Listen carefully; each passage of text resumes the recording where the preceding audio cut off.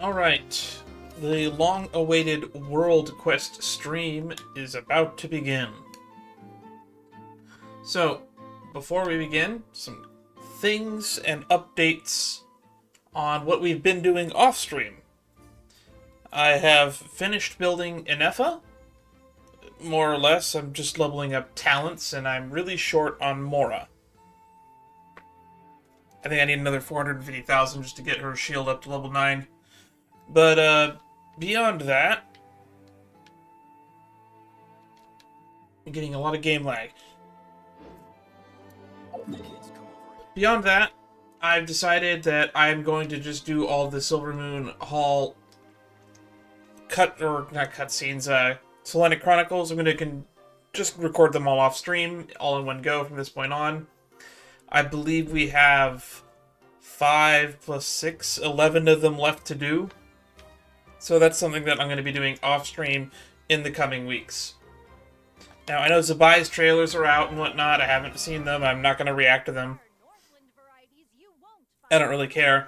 And we'll probably be streaming again for Lantern Rite in the near future. We'll take a break from World Quests and do Lantern Rite after this.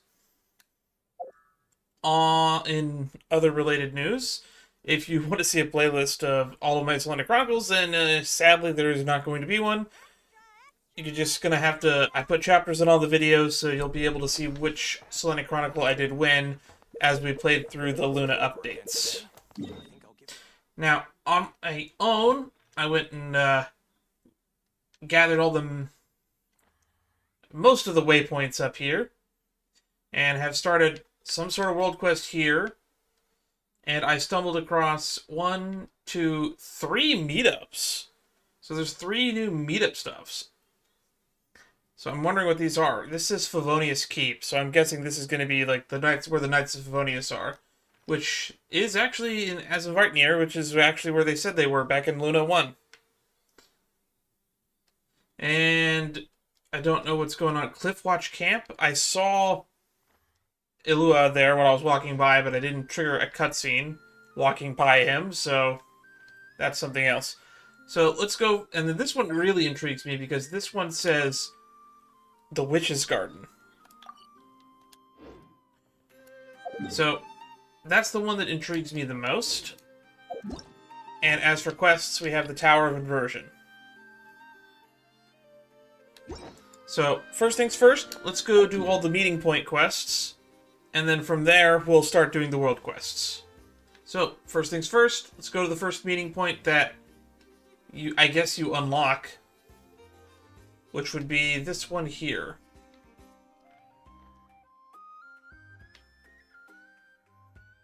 That's quite a ways away, actually. And I got none of the waypoints on the way to it. So I guess Editor Me will have to speed through this a little bit. I hope everyone's been enjoying the new update on Shadowverse Worlds Beyond. We've got a new Battle Pass, and we're finally going to be getting a new leader for the Havencraft in the Battle Pass. I believe there have been Havencraft leaders, but they've only been, like, ticket exclusives up to this point. Alright. We are here, Editor. You can cut in. That's a new local legend right there. We're going to ignore that.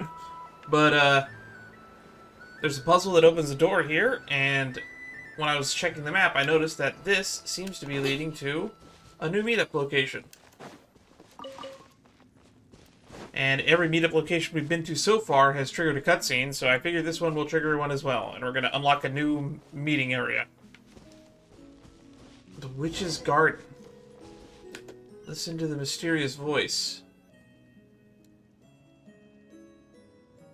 A long, long time ago, there was a young man who ran away from home. That's not a mysterious voice, that's After Nicole. the last of his Mora, he trod through the cold of winter, shivering in his threadbare clothes. Also, I'm assuming because it took off the new outfit that every single world quest that we're going to run into probably takes place before Luna 4, Act 8 of the Archon quest, or 7 and 8, I should say, combined. Which means I will try to avoid spoilers and spoiling the events of the Archon quest. I won't be talking about it. But, yeah. Go back and watch my playthrough of that. It's up on the YouTube channel already. Suddenly, the young man found himself stepping out onto thin air, and he fell through into a strange place. But before he could react, a voice rang out from somewhere in the distance. This sounds very similar to Tartaglia's story. This is the secret home of Nicola Coco, the great mage everlasting. Nicola Coco? Destitute one, tell me your heart's greatest wish, and with my guidance, you shall attain it. Is this like a cover for Dodeko Nicole? Nicola Coco? Whoa! That was a strange voice. Nicola Coco. Who's that again? Do we know her? Please tell me Traveler's not stupid enough to not figure this out. Oh my god, they're stupid enough to not figure this out. Follow the drifting light.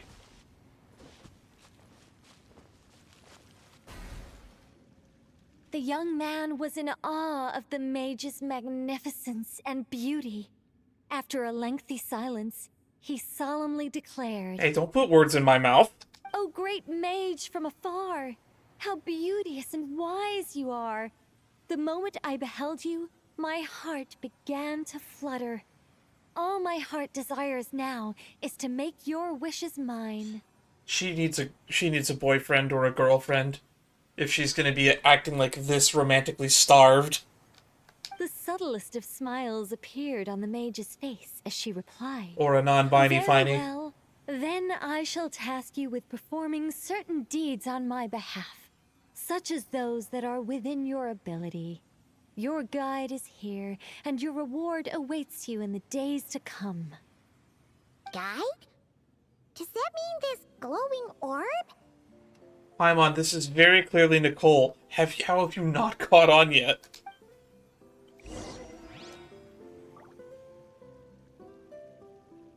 Or is this canonically taking place, like, all the way before, like, when did we first meet Nicole? That was in Luna 2, right? Or no, Luna 3. So is this taking place before Luna 3, even though this map wasn't unlocked yet? If we don't recognize that this is obviously Nicole?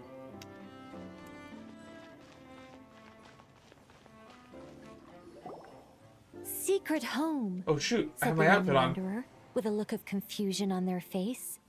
"Where is this secret home of which you speak?" The mage's voice grew somewhat flustered upon hearing this question. Wait, does it make sense for this to be a bashful character?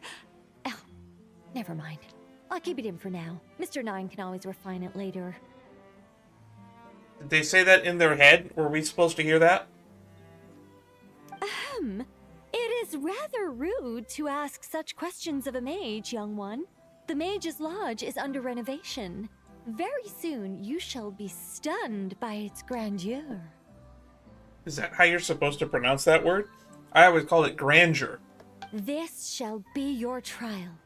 Offer up your strength and help this great mage to build her territory.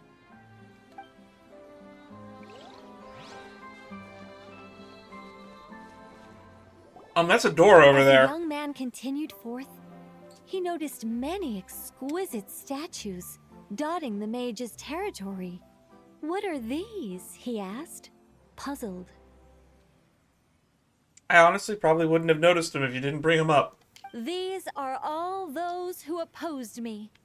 They underestimated the power of a mage, and thus were turned to stone." So the squirrels underestimated your power? Did you have the high ground? I quite like that. A spur-of-the-moment addition, but dare I say it was a good one. A mage ought to be a powerful and dangerous figure. Danger lends a certain mystique, and without mystique, the world would be a very dim place. You didn't have brackets around that, so you said that out loud. But turning people to stone at the drop of a hat? Is that too over the top? And no one wants to be around someone that capricious. Okay, I think I'll dial it back and turn it into more of a vague warning. When are we going to talk about the door in the room? Upon hearing this, the youngster broke into a cold sweat. But then, The mage's laughter broke the silence. Did you fall for it? I was merely joking. These statues are just my way of capturing a certain moment in time. And that moment in time happens to be squirrels. Anyway, statues. That's what I need your help with. The Mage's Lodge is feeling a little empty, and I should like to fill the space with some more adorable companions.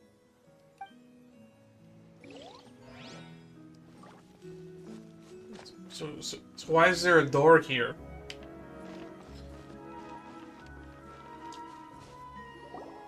Well then, young one. Now you have learned of the troubles faced by this mage. Nicola Coco requires your aid to build her sacred territory. The mage poured a cup of tea for her visitor. What say you? It is my honor to serve, great mage Nicola Coco. I will do as you command. Wait a minute! Shouldn't we think twice before going all in on this? We don't know anything about this person! And she seems a little weird. Huh? Although, having said that, this teacup looks kind of familiar. Figured it out yet, Paimon? It's someone we know. Nicola Coco. Ah! Is it Mage N? Nicole? Correct. What do you think of my story? How this clearly must be taking place before we meet Nicole in Luna 3. Which is really weird considering this section of the map would not have been unlockable yet. Hard to say. Although technically, if you were a new player, I guess you could theoretically come here before finishing Luna 3. I haven't decided yet. I need to renovate my home first. Perhaps I'll have a burst of inspiration after that. So this witch's garden is Nicole's home. Anyway, if you can hear my voice, I assume that means you're currently in Nodcry. In which case, could I trouble you to gather a few things for me? What things exactly? Something to do with the statues? Exactly. I'm thinking of building a few more statues to decorate my home, but I'm lacking inspiration at the moment. So, I was thinking you could take some photos to give me some ideas. Are you serious? Alright then, leave it to us. Wait here. We'll head out and see what we can find. But remember to finish the story once the statues are done. Witch's Lodge. Find an appropriate target to photograph.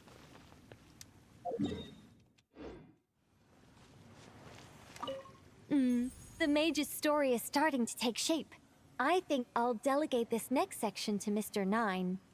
A great mage is defined above all by her beauty and powerful presence. Or maybe this does Perhaps take place an after exaggerated laugh might the witch's help her homework stand event. out Whenever the more. witch's homework event's supposed to take place. I don't actually know when that takes place chronologically. It Whoa! looks like someone has been bewitched by the power of the great mage everlasting. Is that laugh too annoying? No, it'll be fine. It's all in writing anyway. No one will hear it out loud. My renovation plan is complete. But where to start? Everyone knows you can't just conjure a house out of thin air. Or could Or you? could I? Alchemy could work.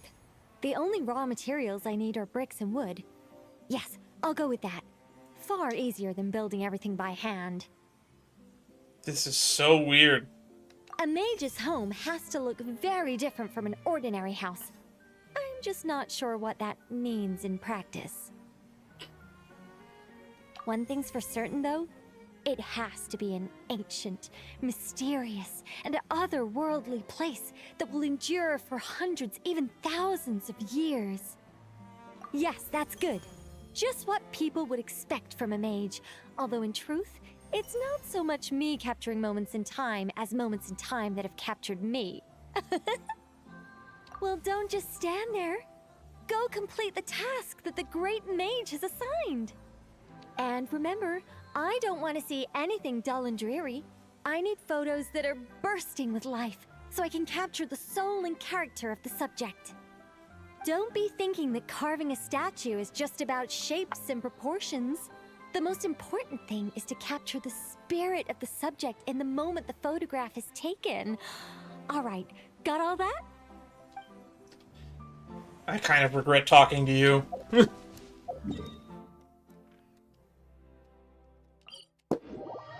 Well, looks like we're going to a place at least that I got the waypoint for already. So what are we taking photo of? Hey, look over there! Are those finches? Oh, they look pretty lively, don't they?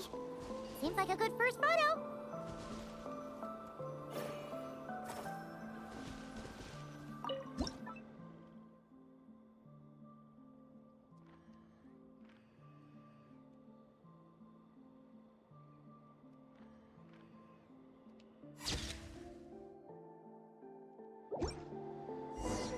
Let's see. Where should we go for the next photo?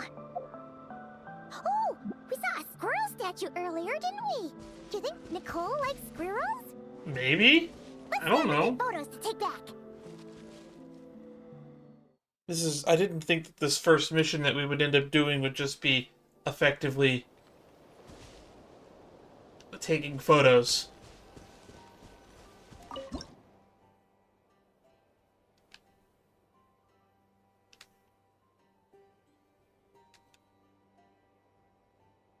Let's get the lizard in the background. That's right at the entrance.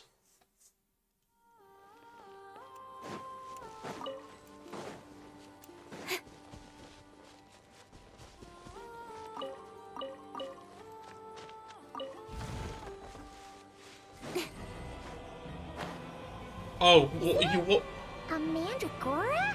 that's a hidden world enemy. Pretty fun statue. That thing is a world boss, technically. A local legend.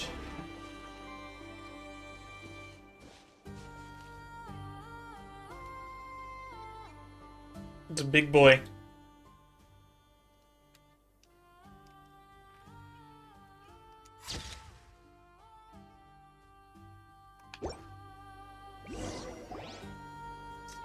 Alright. Some of these shots are pretty good, but you didn't get any from the front. Let's wait for it to turn around.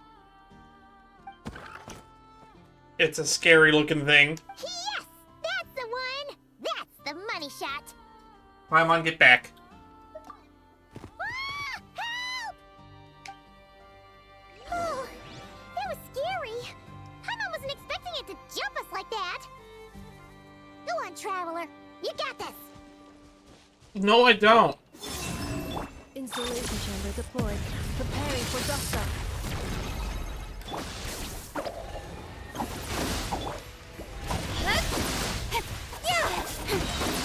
Cut to the chase.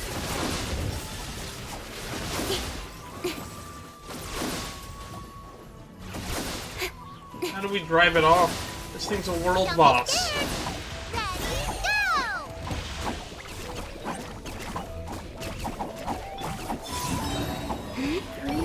Converge. Cleanup sequence initiated. Don't blink. With sword comes shadow. Incoming.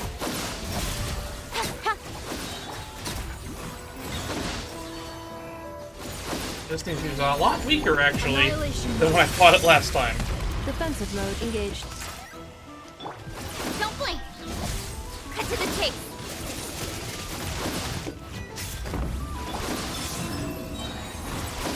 A moonlit night for all.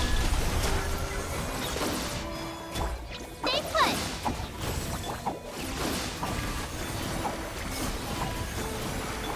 Installation chamber. Incoming. Hey. With sword comes shadow. Don't blink.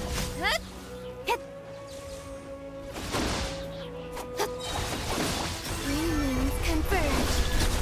Surge. That should do it. Paimon's kept all the pictures safe. Let's go back to see Nicole. If you say so, Paimon. It makes me pick a fight with a damn hit local legend. This is only the first meeting point, and we've already spent like 25 minutes. Hey, Nicole! We're back! That was quick. You two worked very fast. It's nothing. But, how do we get the photos to you? You can hold on to them for now. I'll be there in a couple of days. We can talk more about the statues then. Sure thing! See you in a couple days! Well, that was weird. Wait until 2 days later. That felt really arbitrary. Wait, did the door light up? Does the door light up at specific time? It does. It does. The door keeps note of day and night.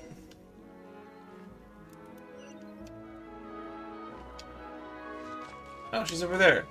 And she's standing next to a bunch of boxes?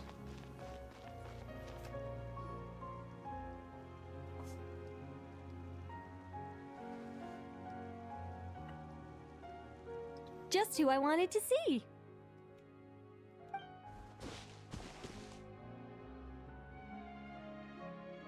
I'm delighted with the photos you took. Excellent source material. Now, I have all the carving tools ready to go. Would you like to try it together? Sure? Carving tools? You mean these blocks? That's right. The statues are inside the stones. All we need to do is remove any excess material. To make things a little easier for you, I've provided a guide on how the carving process works. Allow me to demonstrate. First, we make some big, bold cuts to carve out the general shape.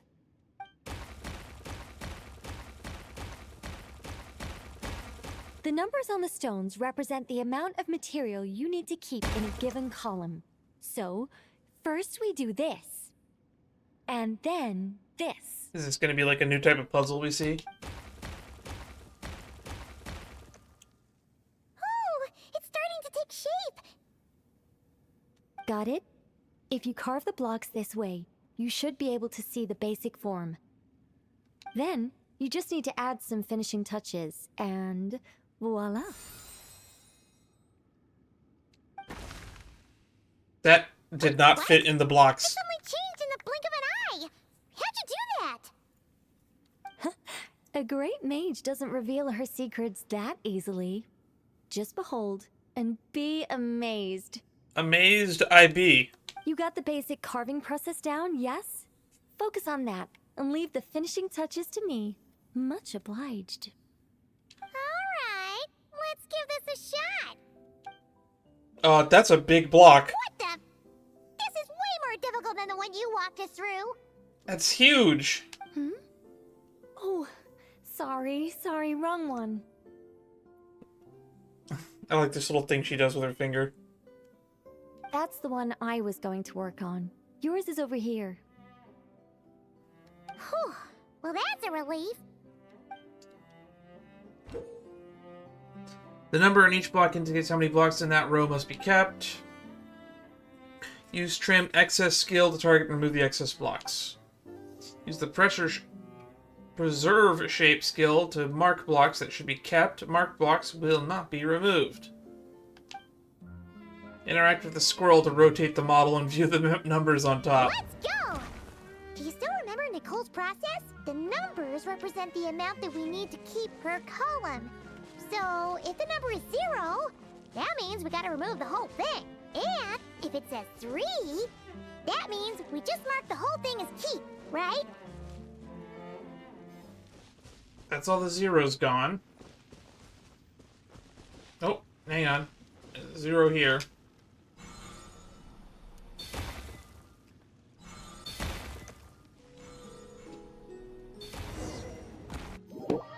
Oh, did we finish it?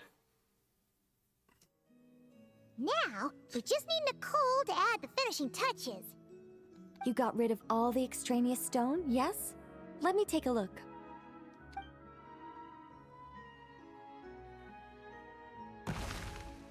That's a big squirrel.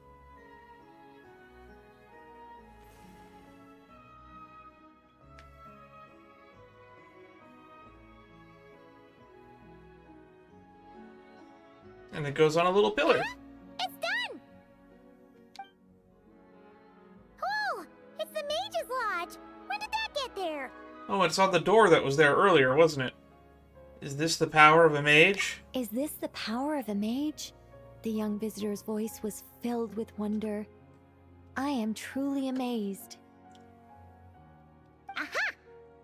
Finally, the story continues. So, what happened to the mage and her young visitor? They lived happily ever after. The end. Wow, you're terrible at writing stories. Can we get Mr. 9 to write it instead? Huh? What about the process? You left out the entire middle of the story. Tough customers, huh? Well, if you're that eager to hear it, I suppose I'll take it from the top. Oh, great. We're going back to the beginning. All my heart desires now is to make your wishes mine, said the young man. Those words won him the full attention of the great mage, Nicola Coco. But just as they had started warming up to one another, a group of uninvited guests stormed in, seized the mage, and absconded with her. As the youngster stood there in shock, a new mage by the name of Alinus appeared. She signed a contract with the youngster, bestowing the power of magic upon them. Is Alinus going to be Alice? But after making it through a grueling training program, they would come to discover another conspiracy operating in the background. As it turned out, the great mage Nicola Coco was an alien entity. Her true identity was the first daughter of King Meowtress, the third of Planet Meow. Wait. Is she like referencing the third descender or something? She had come disguised as a mage as part of a secret plot to trick the entire world into worshipping Planet Meow. I am so lost in the sauce here. I have no clue what she's referencing. Oh, great mage! Have you been lying to me all this while? The youngster's voice trembled as their heart began to break. Leave me. War is destined to break out between our planet and yours. We were foes from the very start. The mage turned her face away. I think she's gotten a little bit senile in the last 6,000 years. Up in her eyes. But the youngster bravely reached out and grabbed her by the arm, swearing to never leave her. Moved by this display of passion, the mage decided to rebel. But in that moment, Alinus, who had once aided the youngster, now took the side of the king. Alinus had been Meowtress III's second daughter all along. She had only helped the youngster in the hopes that her sister might be incited to treason, thus giving her this is the going chance too to fast. usurp I can't Nicolas' keep place up. in the line of succession. Go continues the long and rambling tale. Many bizarre plot twists later. Even the protagonist. Anyway, that's the gist of it. In the end, the youngster, who by this point had turned into a cat, worked with the mage to successfully foil the king's plot. Turned into a Then, cat. They returned to the mage's lodge together and lived happily ever after in peace and quiet. The end. That was amazing. Was it? This story has everything. True love, rebellion against injustice. It feels like it started as one story and ended as another. Wow, what a critic. That can't be helped. All creations escape the controlling grasp of their creator eventually. Yeah, but usually like after it becomes a series of events, not like a rambling tale. We angels are a case in point. Once, we were tasked with guiding human beings, but because some of us chose a different path, our entire race was punished. If even the heavenly principles can't fully control their own creations, what chance do I stand? Fate is always ineffable, and yet, I still hope I can guide those I meet towards a happy ending to their tale. That applies to characters in my stories as well. Anyway, the story's over now, and I'm running a little low on energy. Next time I've got a good story to tell, I'll share it with you, all right?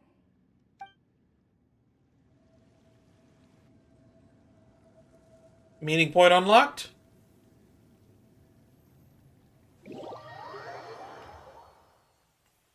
Witch's Lodge, quest complete. Welcome, welcome to the Mage's Lodge.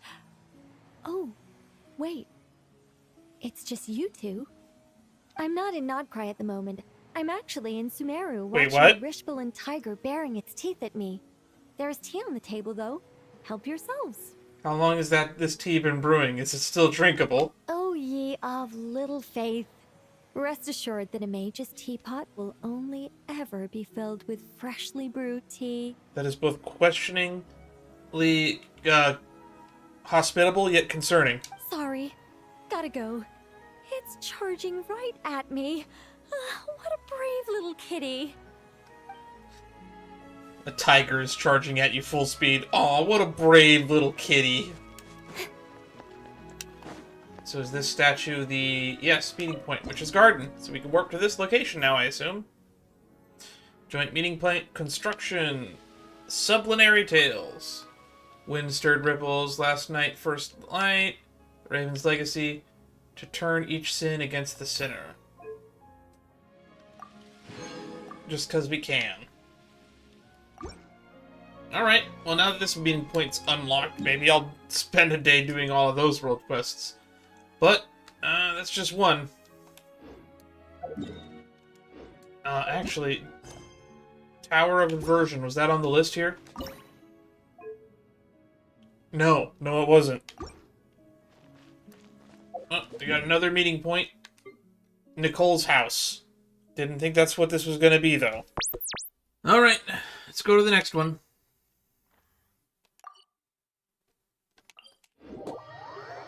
Favonius Keep.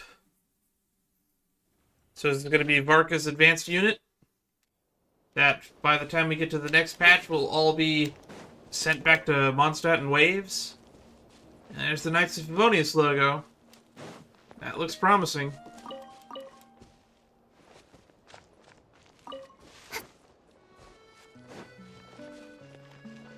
Yep, there's the Knights. Where are the horses, Varka? On this intoxicating night. Talk to Varka at the Favonius Keep. Nanina's covering the north, so we'll have Laurent take the east. Right, that's all for now. Hey, Avarka! Huh? Honorary knight? Paimon? What brings you to my camp? Just moseying about, happened to run into you. Did we interrupt? Not at all. Any camp of the Knights of Favonius is your camp too. So make yourself at home. Though, you should give me a heads up next time so I can have the quartermaster break out the good stuff for you. Is this really the Expeditionary Forces camp? Paimon was expecting it to be a bit more... crowded? I was expecting horses. Not many from the force are still stationed here. And of those who are, most are out patrolling. Truth be told, it is a bit of a ghost town. What are the people left here doing? We're also gathering all the Abyss-related intel we can. Situation in Nodcry is stable for now, but we must remain vigilant. You never know when the Abyss will come roaring back. Intelligence is the foundation of any campaign. It's not just enemy movements. Terrain or shifts in the weather can mean the difference between victory and defeat. Moving forward, we plan to form a long-term partnership with the Northern Intelligence Network. Turn this temporary camp into an intelligence station. The Northern Intelligence Network is the one that's run by Nefer, right? An intelligence station? Whoa! Like the kind in Fontanian spy thrillers? You know, now that I think about it, it's kind of weird that the Curatorium of Secrets isn't a meeting point that you can level up. Haha, as if. Name one book with a camp this lightly defended in it. During these years out on campaign, we've found that different abyssal disasters are occurring all over Teyvat. They're unnaturally cunning, always shifting, with no two attacks quite going off the same. I hope to use the Northern Intelligence Network to share our findings, and use that collaboration to keep gathering information on the Abyss. Okay. This isn't any one nation's burden. Every day, countless winds blow through Nodcry. I'd say that makes it the perfect place to set up an outpost. Oh, so that's why. So this is chivalry in action. Haha, well, chivalry's good and all, but in reality, We've only just established this station, and don't even have a good map of the nearby terrain. Also, chivalry in reality is just horsemanship. If you stumble across any building materials or intel nearby, don't forget to bring them back with you. Rest assured, you're our honorary knight. We'll look after you. Leave it to me. One expedition wraps up, another begins. Oh, someone's in trouble. Grandmaster! We've got big trouble, sir! Oh, what is it? That important guest we were expecting today? He's trapped at the foot of the mountain. That's not good. What? Is it who I think it is? Yes, sir, it's him. Most of our available manpower is tied up in patrols. Who do we reassign? No need. Just point me in the right direction. I'll handle it myself. Honorary Knight, Paimon, till next time. Who's this person that they're waiting for?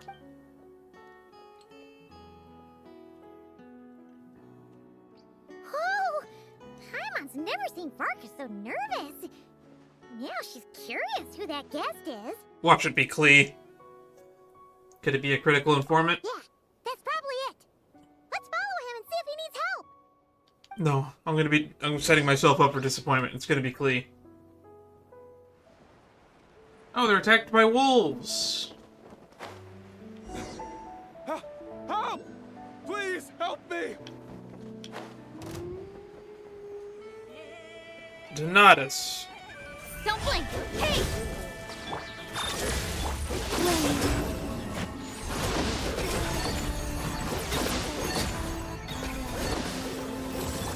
Cut to the chase.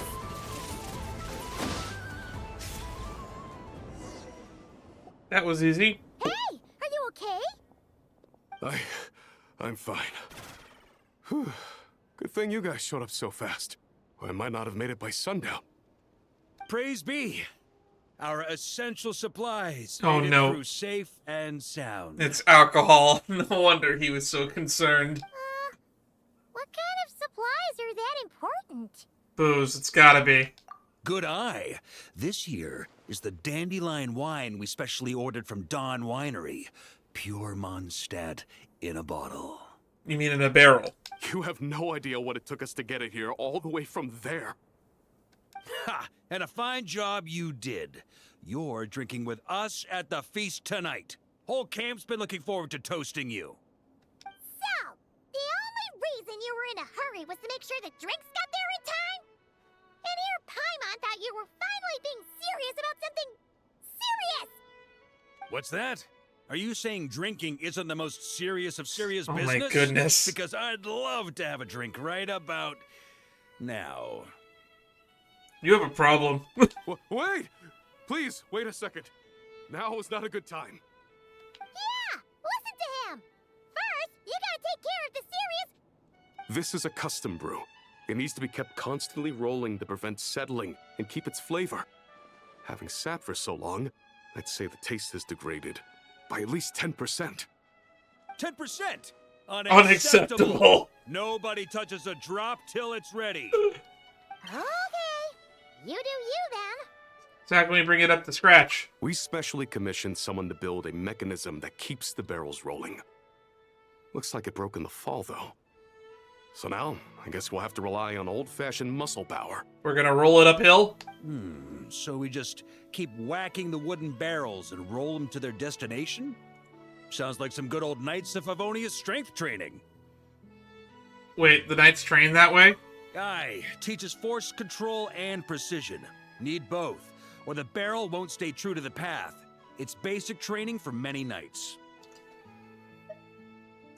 I'd like to try my hand at this as the honorary Yeah, knight. basic drills, are we?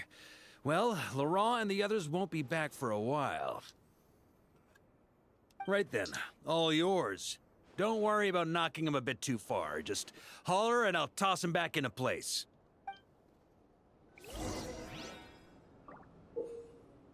When striking the wine barrel, the normal attacks and charge attacks, it will roll in a direction of the attack. Okay.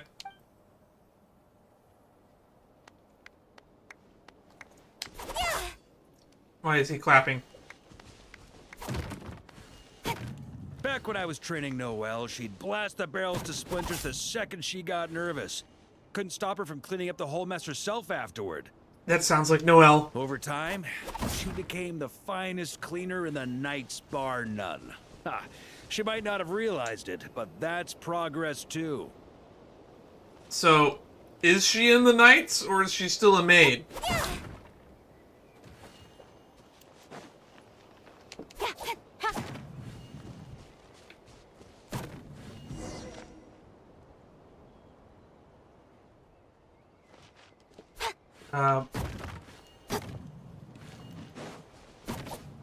First time I did this training with Razor, it took us an entire day to finish. Know why?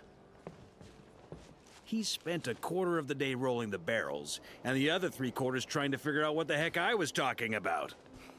Yeah, that sounds about right for Razor.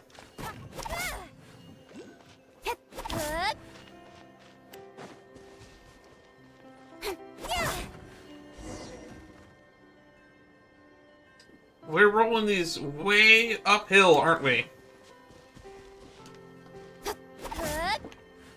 Jean and Albedo once sat me down to have a serious discussion about whether or not the Spark Knight needed to take part in basic training like this. A Knight's basic training helps build character. But since the Spark Knight's still so young, I decided to get her opinion. Oh no. She happily brought her bombs to the training grounds. And so we reached a consensus. We won't discuss the matter again until she's a bit older.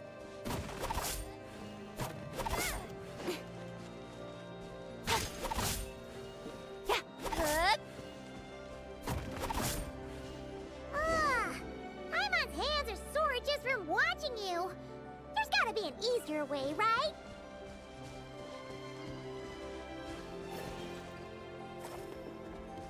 Come to think of it, you haven't met Rowan yet, have you? Kid's so used to doing things his way, he didn't even show up when it was time for the training. Asked him about it later. He said he went to poke a hornet's nest full of monsters, and as for barrel drills, he didn't think targets that wouldn't hit back were worth his time.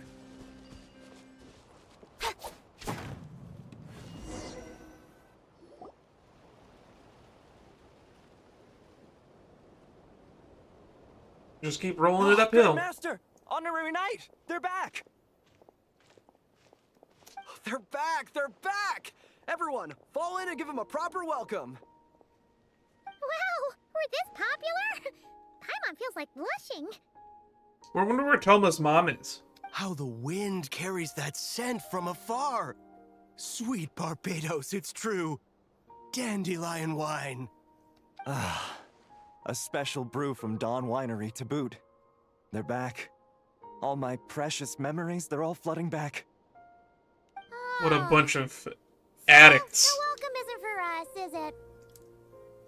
Yes, this is it! This is the taste! Oh, it's just how I remembered it. Amazing. After all these years. Oh, that's right. They've been on this expedition for 5 years. I was starting to think I'd already forgotten the taste of a good Dawn Winery vintage. If the taste hasn't changed, then my home back in Springvale probably hasn't changed either. Right? It's the same. I've been there. Thank you, Honorary Knight. That's enough. Put a cork in it, everyone.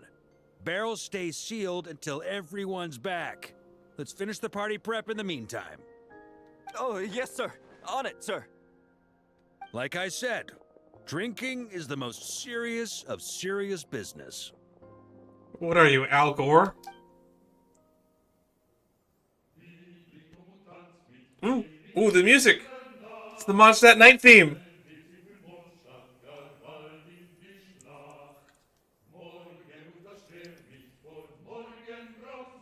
Oh, I love this. Is that German? I want to assume it's German. Could be just Gregorian chant, though. Oh, Maybe Latin. sticky honey roast, sweet madams. Paimon never thought she'd get to eat such authentic Mondstadt dishes out here. Wait, where's Vorka? Anyone seen him?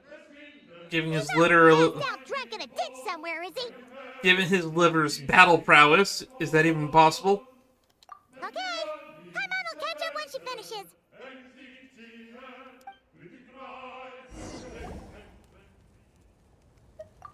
One more plate. Okay, this is the last one. Paimon swears.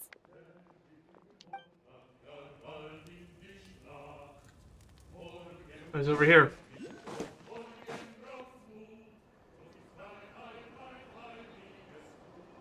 So, what's the hero who saved our savior and brought it back to camp doing in a corner like this? The words right out of my mouth. Why are you drinking alone? Truth is, what I've got in my cup is the most special of special brews. It can only be drunk alone. But since you've caught me, nothing for it. Here, have a cup. Uh-oh. Wait, are we drinking?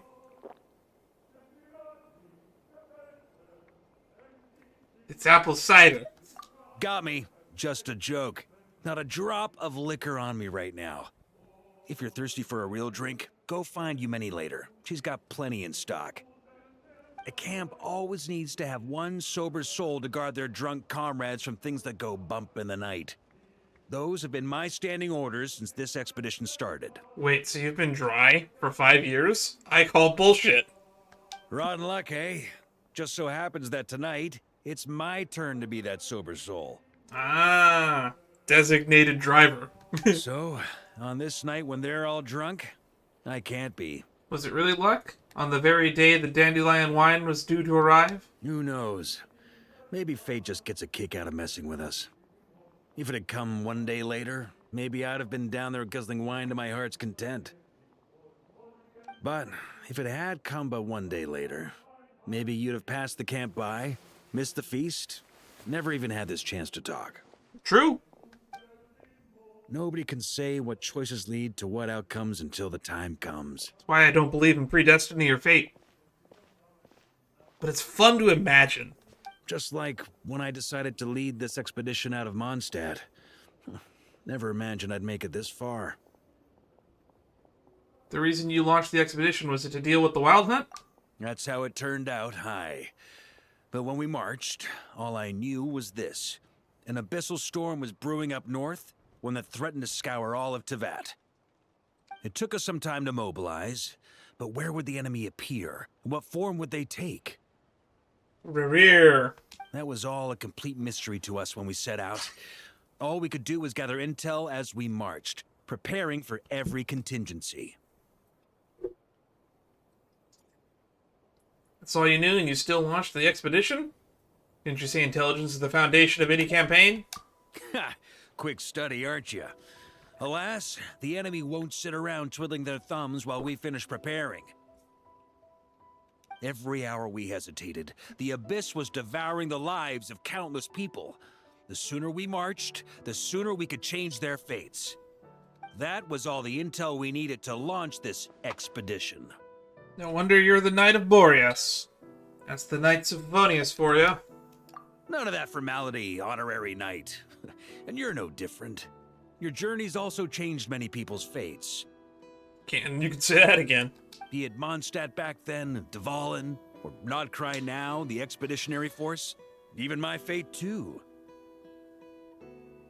The fact that we can sing around the bonfire, drinking and thinking about the future, none of that could have happened without your arrival, traveler. Am I really that amazing? Who's to say? Fate's fickle and hard to fathom after all. But as long as you're alive, there's hope. The wine we didn't drink tonight, we can have tomorrow. The lads will save my share. As long as we're still breathing, tomorrow will bring more wine and laughter. So cheers to tomorrow, to hope. To apple cider.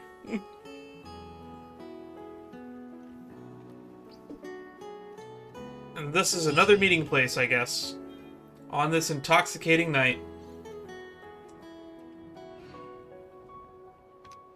Alright, where do we level up? Is it the tent?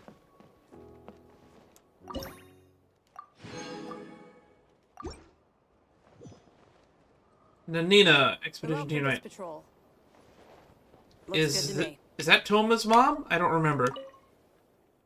And you are? Honorary Nina, previously second in command of the 3rd Company, currently a general staff member of the Expeditionary Force. He's also assisting Master Varka in administrative work and the Cardinal Seamus in Mondstadt. I cannot remember if that's Toma's mom or not. Turn left. Turn right. What's going on here? Oh, just some Knights of Favonius formation drills. These 3 overdid it last night, so I'm sobering them up.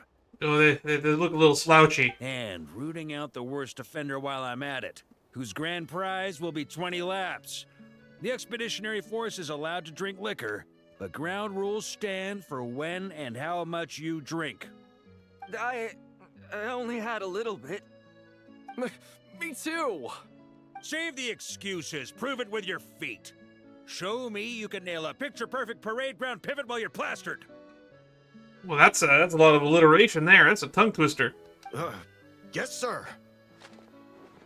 Honorary Knight, feel like helping me get them cleaned up? Sure, why not? Sure, I'll try my hand. Right then. You lot hear that? This here is the Honorary Knight, so look alive. Attention, and march.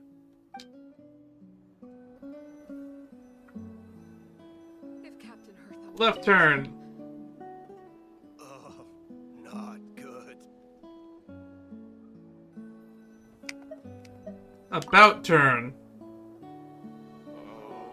I'm not doing bad.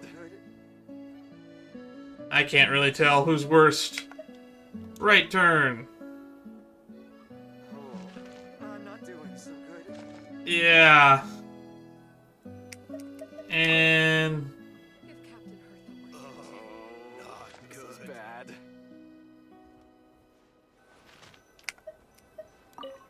about turn. Not This is good. bad.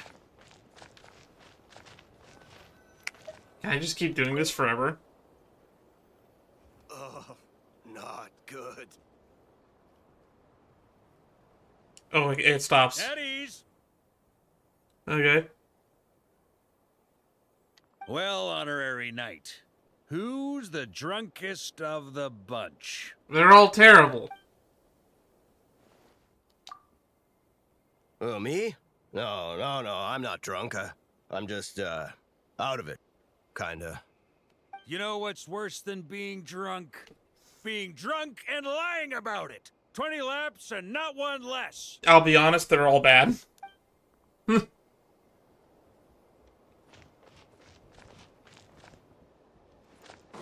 is he actually gonna do?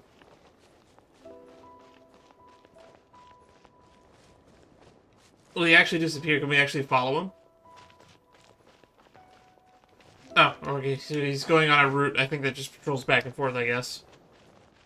Alright, let's go through the lists of missions. Sublunary Tales. Yep, Tower of Inversion. That's on our list. So yeah, let's go do that real quick. This is one of the areas where you can collect the Ascension materials for Columbina. And I wonder what other characters are going to use it as an Ascension material. Enter the tower. Oh, that looks promising. Didn't expect to find abyssal monsters here as well. Cleanup sequence initiated.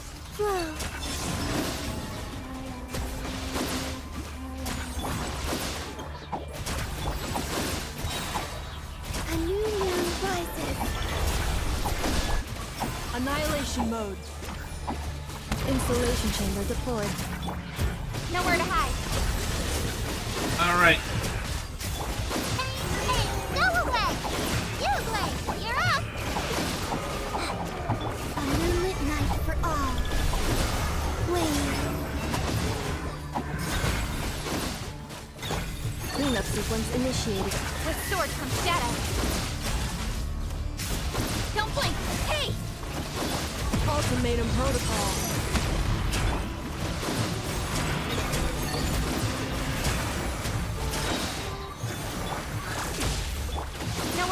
Just keep hitting them.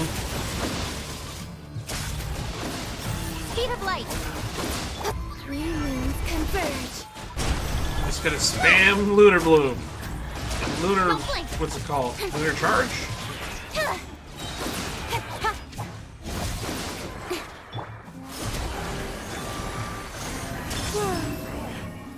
Preparing for dust up. Installation chamber. With sword comes shadow. Don't be scared. The thin black line. Oh, the Gohenki.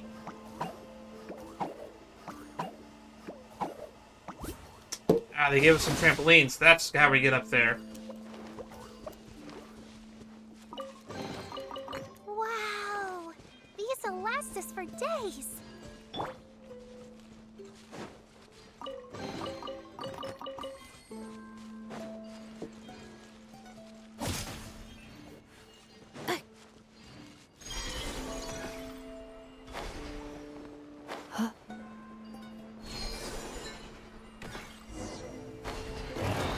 Clear out the monsters. Defensive Hey, mode stop hitting engaged. that. You glance. A new moon rises. Surge.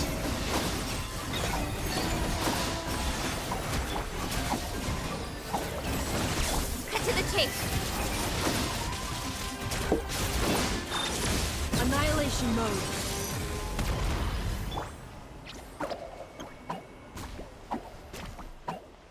Investigate the abyssal energy.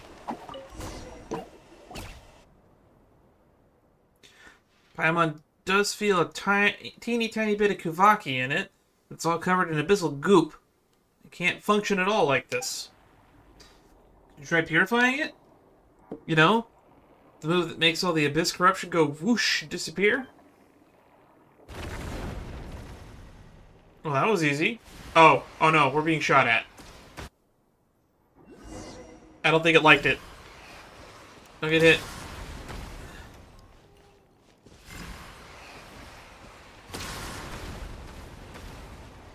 Stay put. Go get it, you glance. Watch out. Oh, hello. I'll hold them off. Get out of here quickly as you can, now. There's no way I'm running away. Heroes of the Sublunary Spear. Clear the abyssal energy from the core so I could lend you my aid. Let's do what she says. Is that Nicole giving us that advice? Hello? Paimon doesn't know who you are, but we gotta clear that abyssal energy from the core, right? Wait, what are you doing? The abyss is beyond our power to resist. Purify the abyssal energy.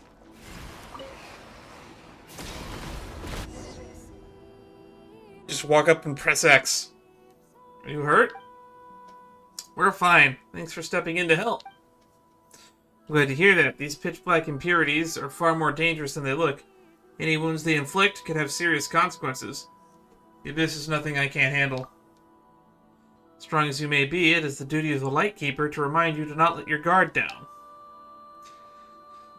And that strange little frost spirit you're carrying doesn't appear suited for combat either.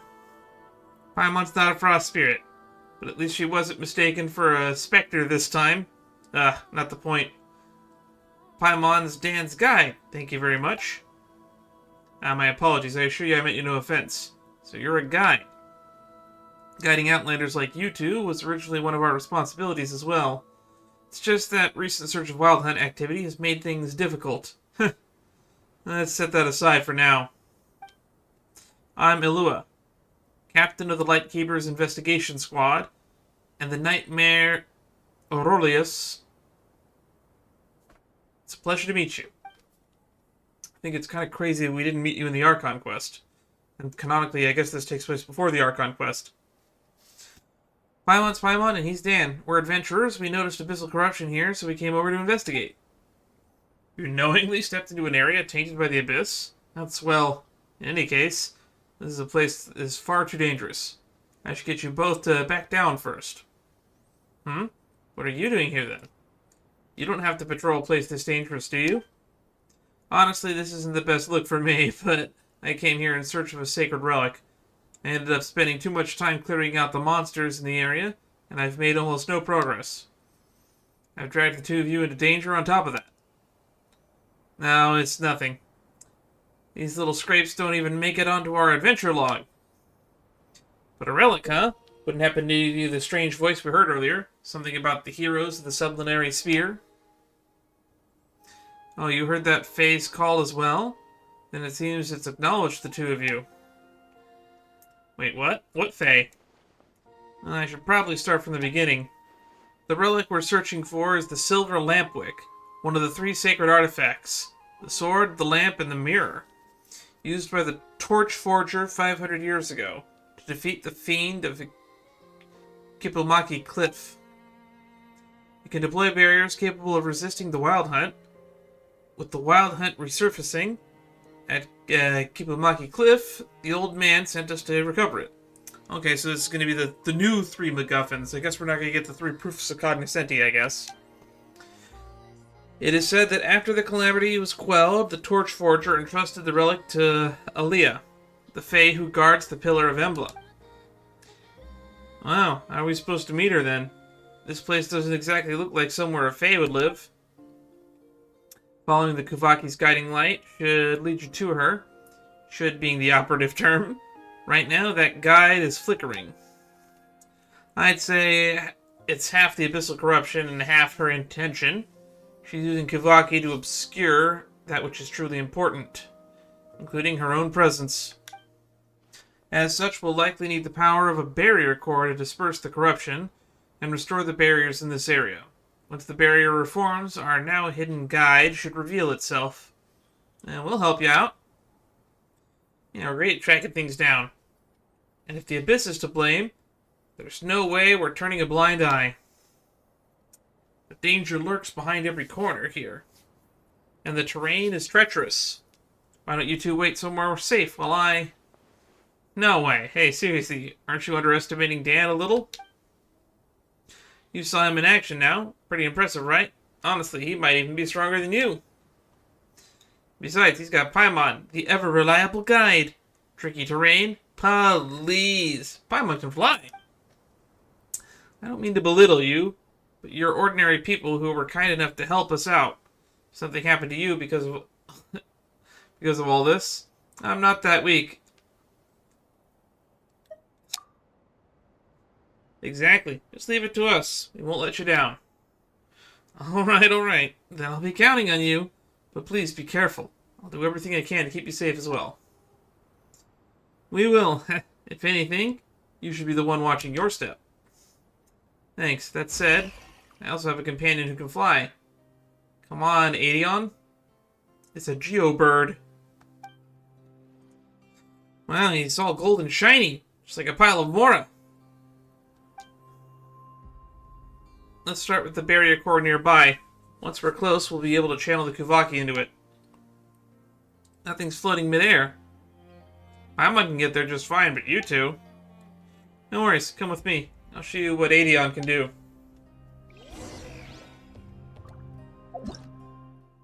Adon's power. Pure Kuvaki energy the Adon carries can make certain invisible objects appear. Keep moving forward with its help.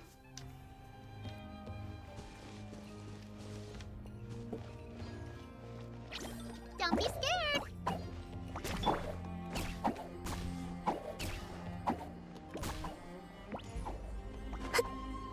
Alright, this path is hidden by Kuvaki.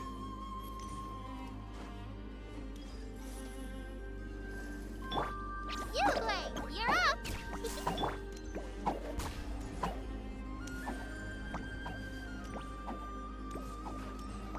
Oh, he almost knocked me off.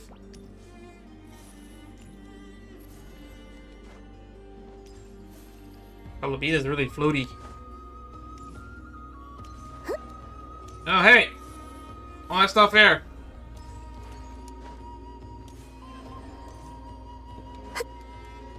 Oh god, the jumping is so finicky while we're on there. This is the barrier core? Let's recharge it, I guess. I'll stay here to keep channeling energy into the barrier core. May I entrust the other side to you two? Adon will lead the way. If Aiden's helping out, we'll be totally fine. You can leave it to us. Thank you. That means that we'll be apart for a bit. Stay safe, you two.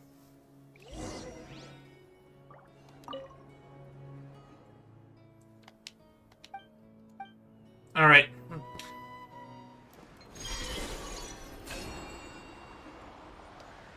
Let's just take the shortcut that it gave us.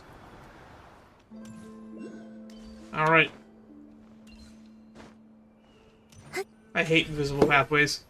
Finally made it through. Now we just need to fill it up with some energy, right? Recharge it. I'm charging my core battery.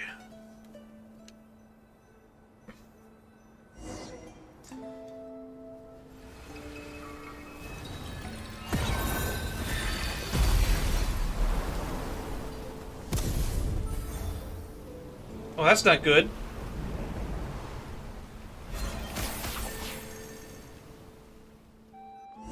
Looks like the Abyss Order. Or just the Abyss.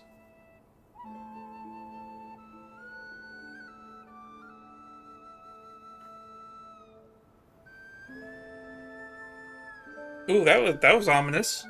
What was that about? Where are we? What is this place? Everything around us looks completely different. Paimon! Paimon thinks she saw a bunch of weird stuff just now, and her head's all spinny. Yeah, me too. Travelers, flowing along the river of time. Wait, who are you? When did you get here?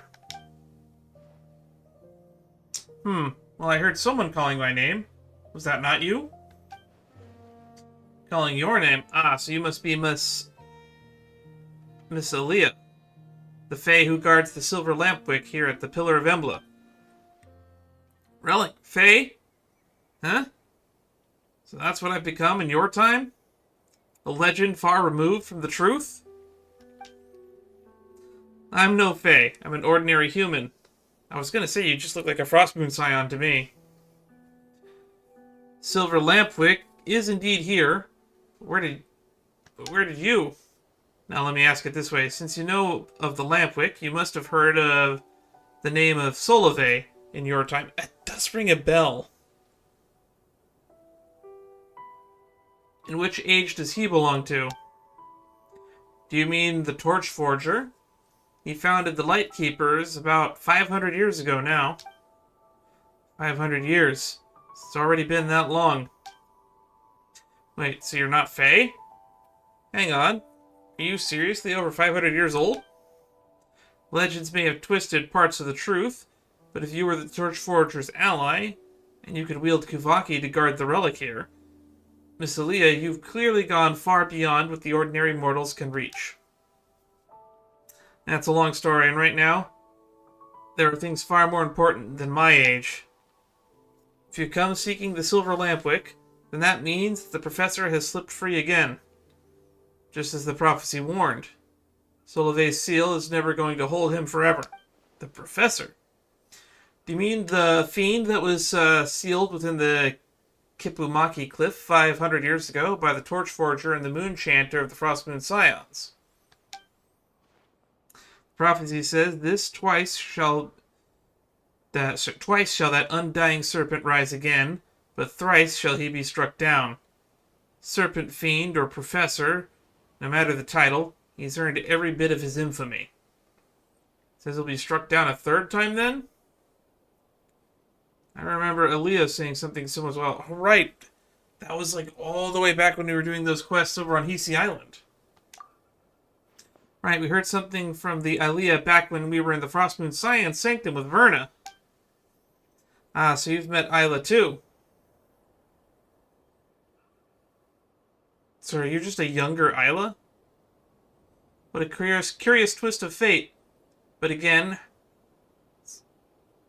So there's Isla and Aaliyah. Alright, they have two very similar sounding names. But then again, hers is less of a prophecy that's bound to happen and more a plea for it to happen.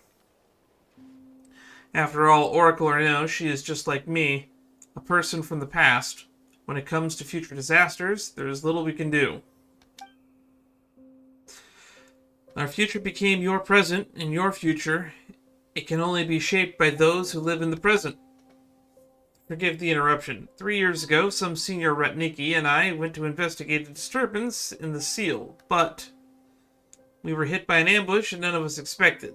Our losses were severe, and the mission had to be called off. After that, the old man decided that we weren't ready to solve the problem once and for all. He set up observation posts around the area, declaring it off limits. I know he intended to buy time, gather strength, and look for a way to turn the tide, but still. I shouldn't question his judgment, yet I can't help wondering, isn't this situation the result of negligence on our part? We hesitated and dallied, and now the great evil eye of the countless monsters have come spilling out beyond the cordon zone. Just thinking about the nightmare from 3 years ago being poured out over this land again, I just can't stand it. Killua. Apologies, Dan, Paimon, and Miss Aaliyah. I lost my composure just now. Sorry about that. I don't know about the details of which you speak, but a dulled blade must sometimes be honed before it can be cut true again. That kind of sharpening is never wasted ever. Besides, surely the world 500 years ago isn't so small that all its burdens must be piled onto the shoulders of a single child. Child? You mean me? I'm not a child anymore. I can't tell how old you are. I'm terrible at the age game when it comes to anime-esque character designs. I mean, look at the Traveler. He's like possibly thousands and thousands of years, given the fact that he's been in hyper sleep for who knows how long. I don't even know how old Paimon is. Paimon may be sure, but why am I a child too? Paimon may be sure, but why am I a child too? Hey, what's with that tone? Aren't you happy to be called child alongside Paimon? Huh? But Paimon does think Miss Aaliyah has a point. This isn't something that we should have to carry on your own. It's on all of us. For assigning blame, then I deserve more of it than anyone here. Back then, I failed to truly destroy the professor. And since then, I've wasted away in this stagnant prison of time. Even now, I cannot give you the silver lampwick which you came for. Miss Aaliyah, say that. Wait, does that mean the silver lampwick isn't actually with you? How should I put this? It both is and isn't. In your present, this tower has been deeply corrupted. This prevents me from freely using my power to reach the silver lampwick. What if we clear the corruption from the tower? That would be ideal. The tower's presence allows the Kuvaki here to remain in its purest form. If you've already seen the creatures born from its influence, if the moon blessed you, you may be able to use the same power to cleanse the filth clinging to the tower and restore its purity. Once you've cleared the corruption, all this and the strength that I've lost gathers at the tower's peak. Once more, come and find me then. Thank you for your guidance, Miss Aaliyah. And do not blame yourself too much. I know what you want to say, and if you're willing to forgive me, don't be so harsh on yourself either. The past is beyond change, but the world of the living still has a future. And I'm entrusting that future to you. Alright, it's time I sent you back. Oh, that's the evil eye, I guess. Prelude to Night Vigil.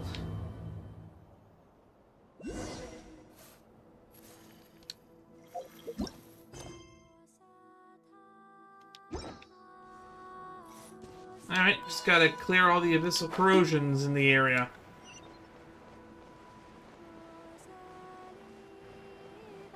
Rule of threes, it seems. Accelerating. Cleanup frequency. Various damage, gotta find a way to repair it. Nowhere to hide.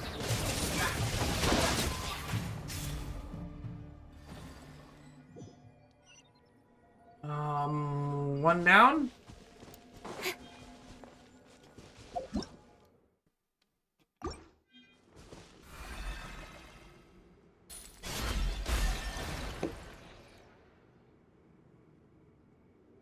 Get ready for your battle. With sword comes shadow. Gotta kill them all. Alright, now we can restore the core barrier.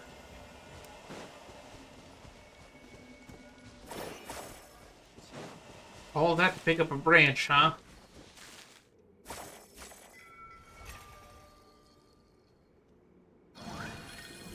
Tower stands the hubris of ambition. They will never see the true Elysium. Only that which is built on the ground.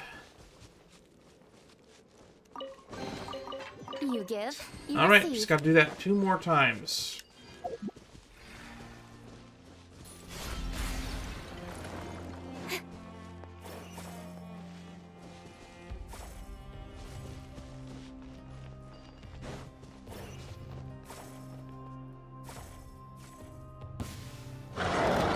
Alright. Ultimatum protocol.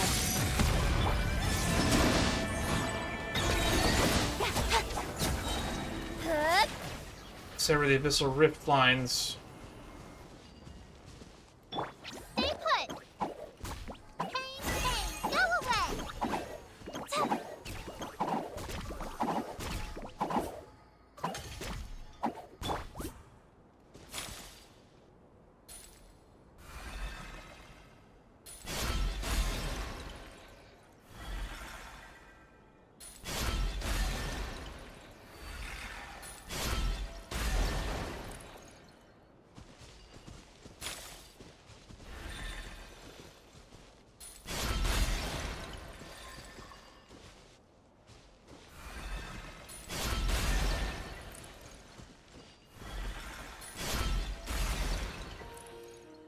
Alright.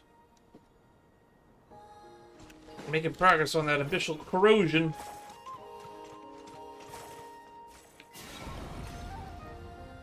Two out of 3 cores done. Underlying theme will fall to steel alone, only something equally defensive to strike down. Okay, I can't read that all that fast. New material discovered. Records updated. Okay, how do we get into this one?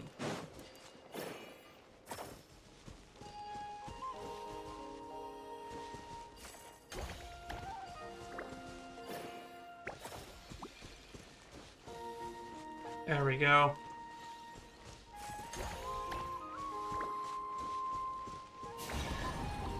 Gotcha! Initiating categorization process. So the last one's in here.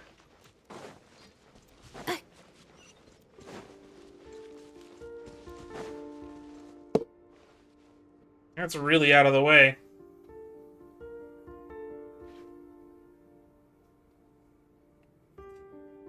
We can guide the Kavaki to the deepest part. We should be able to break the abyss's hold. Easier said than done, buddy.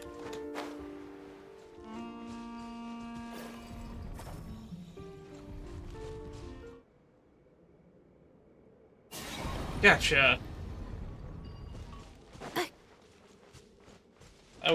That actually was easier said than done. Where do we get it? Put this down? Oh, it's up there. Okay, where's the other piece?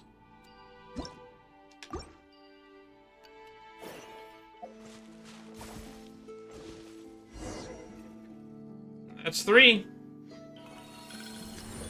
The silver lampwick. By its glow, the ancestors, perhaps not great enough. Okay. They are not giving me the opportunity to read that.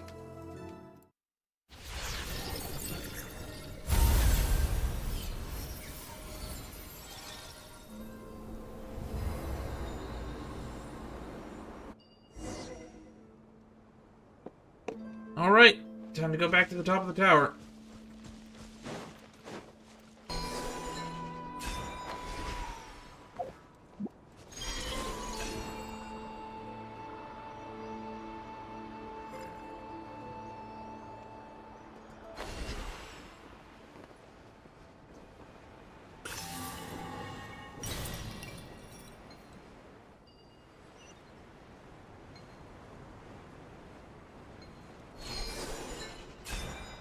There we go.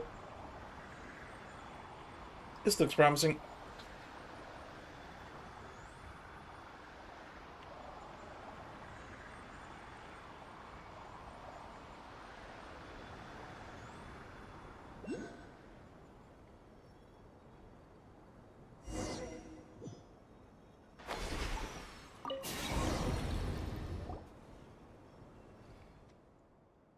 Oh, it's you. You've returned. Apologies for the long wait, Miss Aaliyah. Sorry, I keep trying to say Isla. We ran into some monsters on the way back. It's alright. To me, that was barely a blink of an eye. My apologies. That was a slip of the tongue. The way you tense up like that reminds me of little Solove. No wonder that Nightingale chose to stay by your side. You know about Adon too? Wait, is he also a bird from 500 years ago? There's no way, right?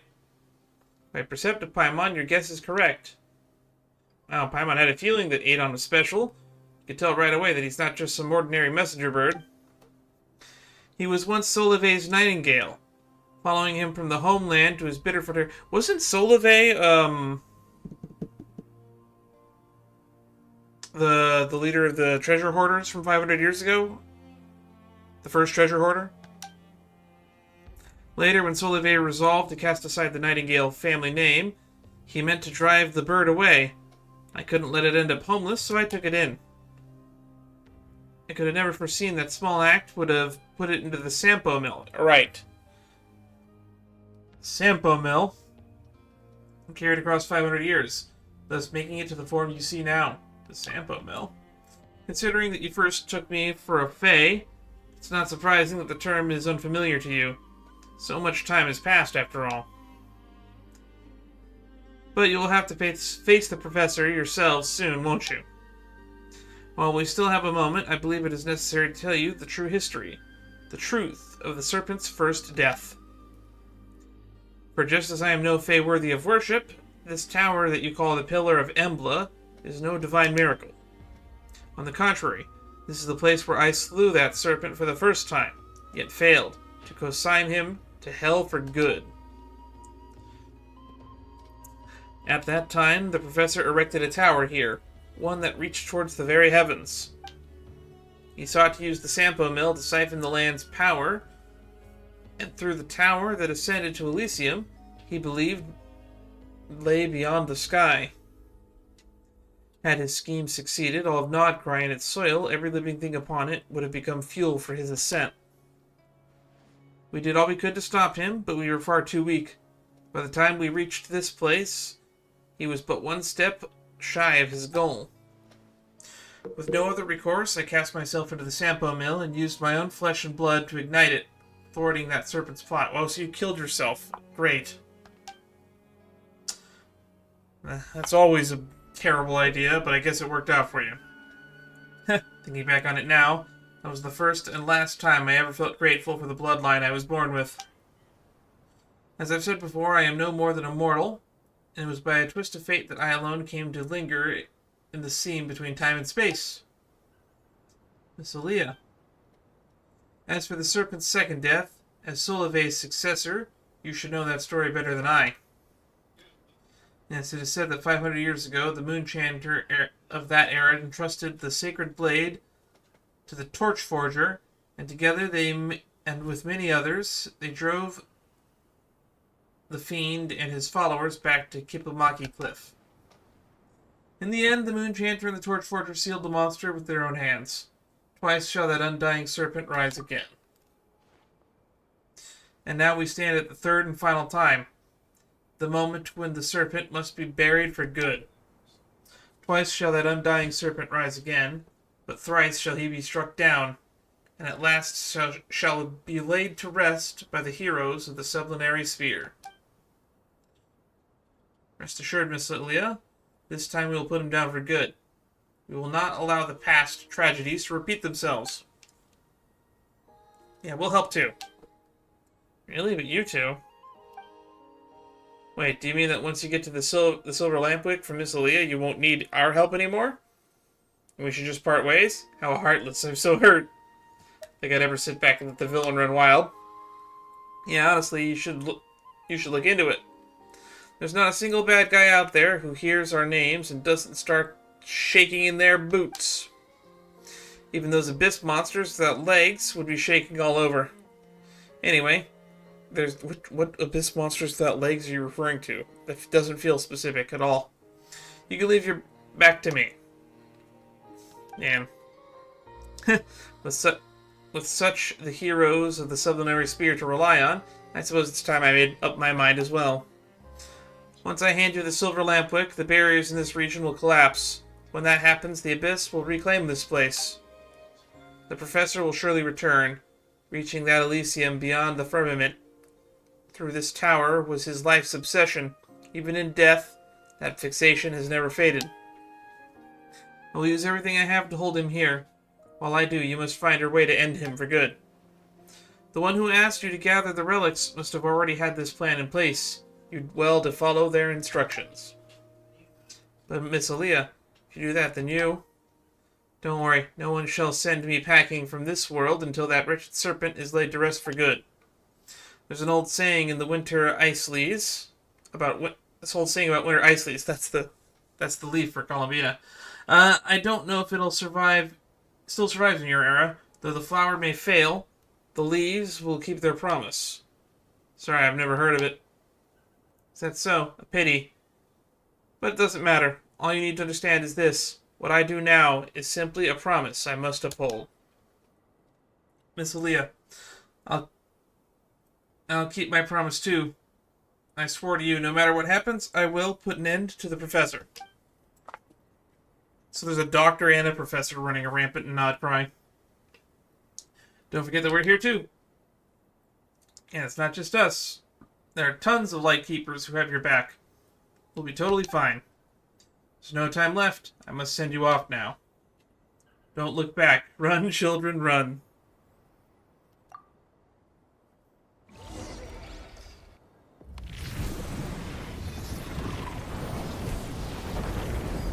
That's not good.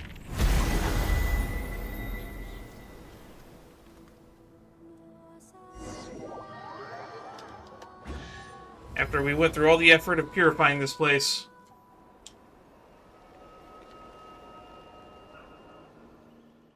Uh-oh, the Pillar of Embla is totally overrun with the Abyss. I'm unsure hopes Miss Aaliyah is okay. We just have to trust her and focus on what we can do. Yeah, we gotta keep together. Especially at times like this. We're next to Illua. You know the situation best. We'll follow your lead. First, I need to return to the Pyramidia and hold an oath-taking ceremony with my squad. After that, I'll move to Cliffwatch Camp at the base of Kipumaki Cliff to prepare for the upcoming operation. As I mentioned, the area is considered extremely dangerous for the Forbidden Zone. What awaits us there will be a tough fight and the dangers beyond imagination. You two aren't Lightkeepers, so technically I don't have the authority to command you. Given the situation, why not count us in? Amon agrees, we got some experience too, you know. And for big operations like this, it's definitely better to follow orders than to go it alone. Lead us to victory, Captain. Thank you, hearing that gives me more courage, even in the face of our enemies, than you know. I hereby officially invite you to join the investigation squad, the Nightmare Aurelius. I'll guide you, protect you, and uphold my promise to Miss Aaliyah. We'll protect you too, and the rest of your team. Let's stand together and see this through. That we will. Since you're officially part of my squad now, how about we head to the Pyramidia together? For the oath-taking. I bet you haven't even seen our headquarters yet, have you? I have not. I actually chose not to go there yet. Oath-taking, huh? Sounds amazing. Count us in. Tower of Inversion. And then wind-stirred ripples. Head to the Pyramidia. Alright. Yeah, the Pyramidia. We'll do that next. I'm going to take a quick bathroom break, and then we will be right back. It looks like my roommate's using the shower, so I will not be able to go to the bathroom, so I'm just going to have to hold it. Looks like the way we get into the Pyramidia is from either here or here. It's a good thing we unlocked those waypoints already.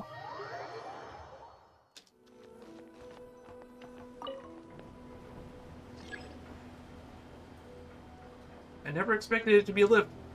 Now, Pyramidia is such a tall city from afar, it looks like a giant lighthouse.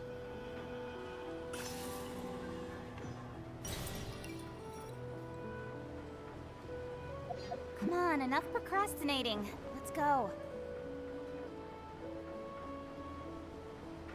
Up we go.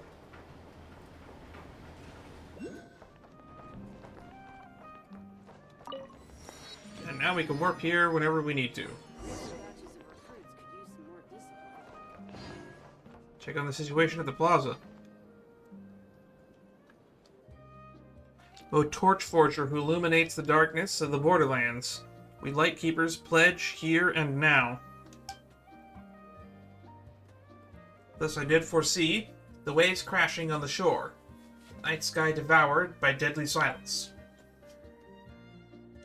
Thus I did declare, whomever cradles the flame and keeps it burning unquenched need not descend into darkness.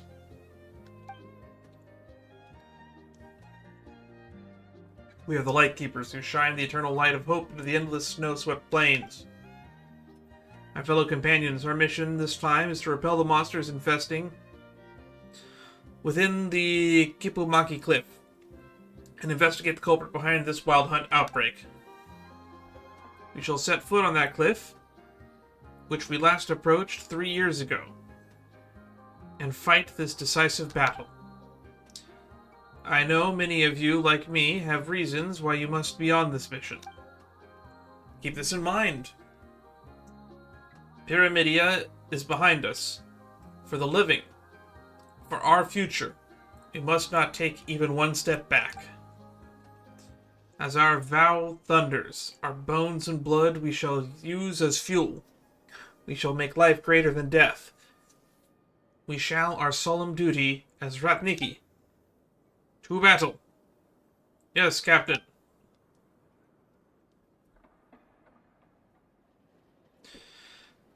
I'm sorry, but there isn't much time to show you around. We've got a tough battle ahead, so if you got the preparations to make, best make them quickly. I'll lead the main force to Cliffwatch Camp, first to make the necessary preparations for battle. We'll wait for you to join us there. Got it. We'll be there as soon as possible. Alright, let's see what we got to prep. Sorry to bother you both.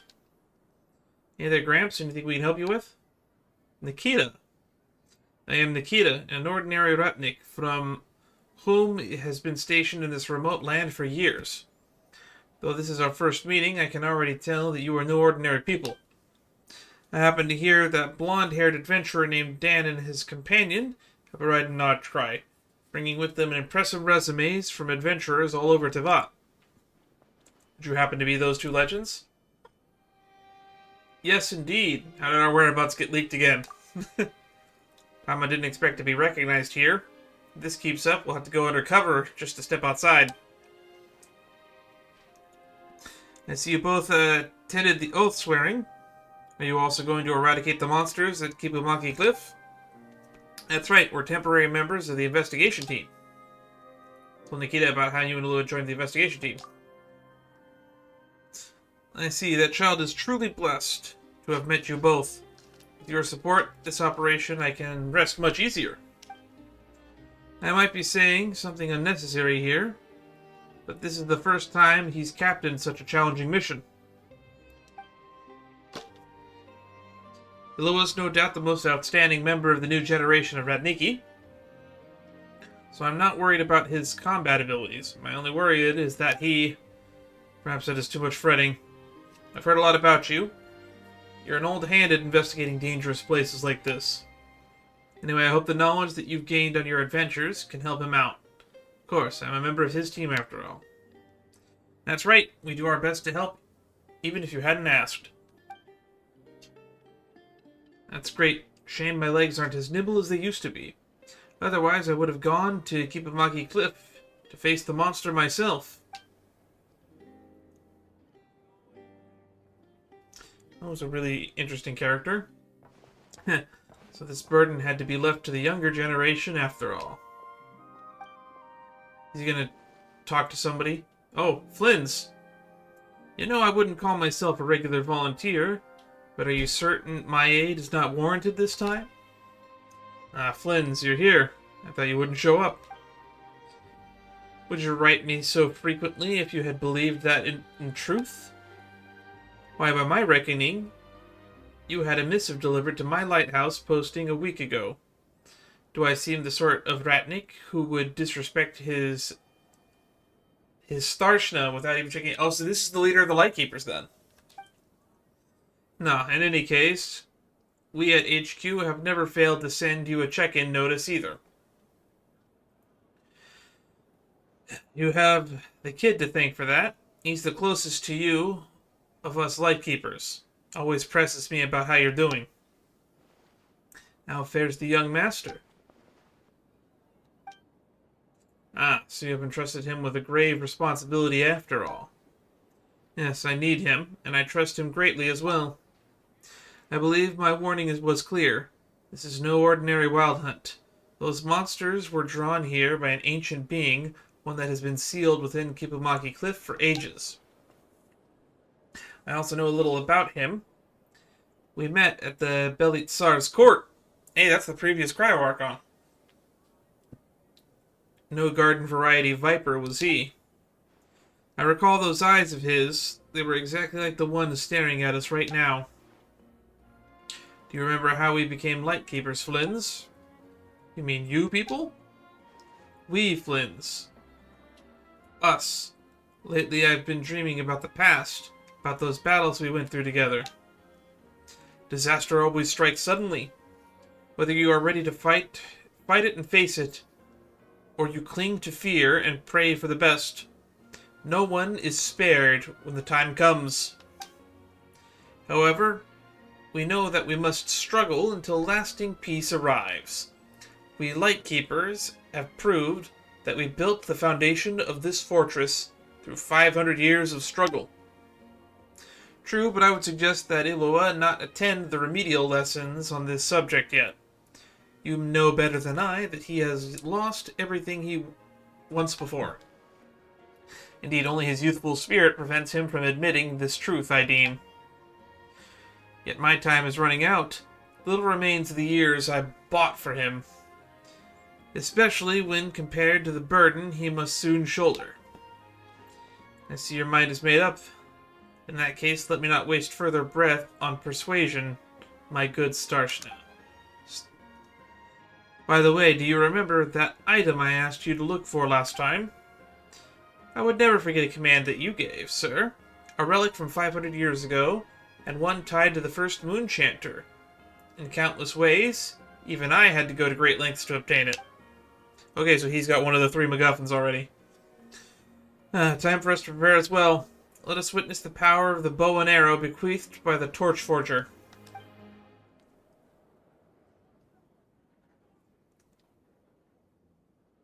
That's normally where they would put the title card. Wind Stirred Ripples.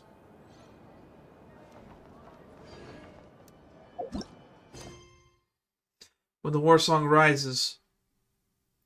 You've agreed to load the Cliffwatch preparation complete. Take part in the next phase. Characters currently involved in other quests. See details. Moonlit Watcher. Editor me here. I'm going to actually edit this next section out, and we'll put it in later, since this technically takes place after the World Quest series that we're about to undertake.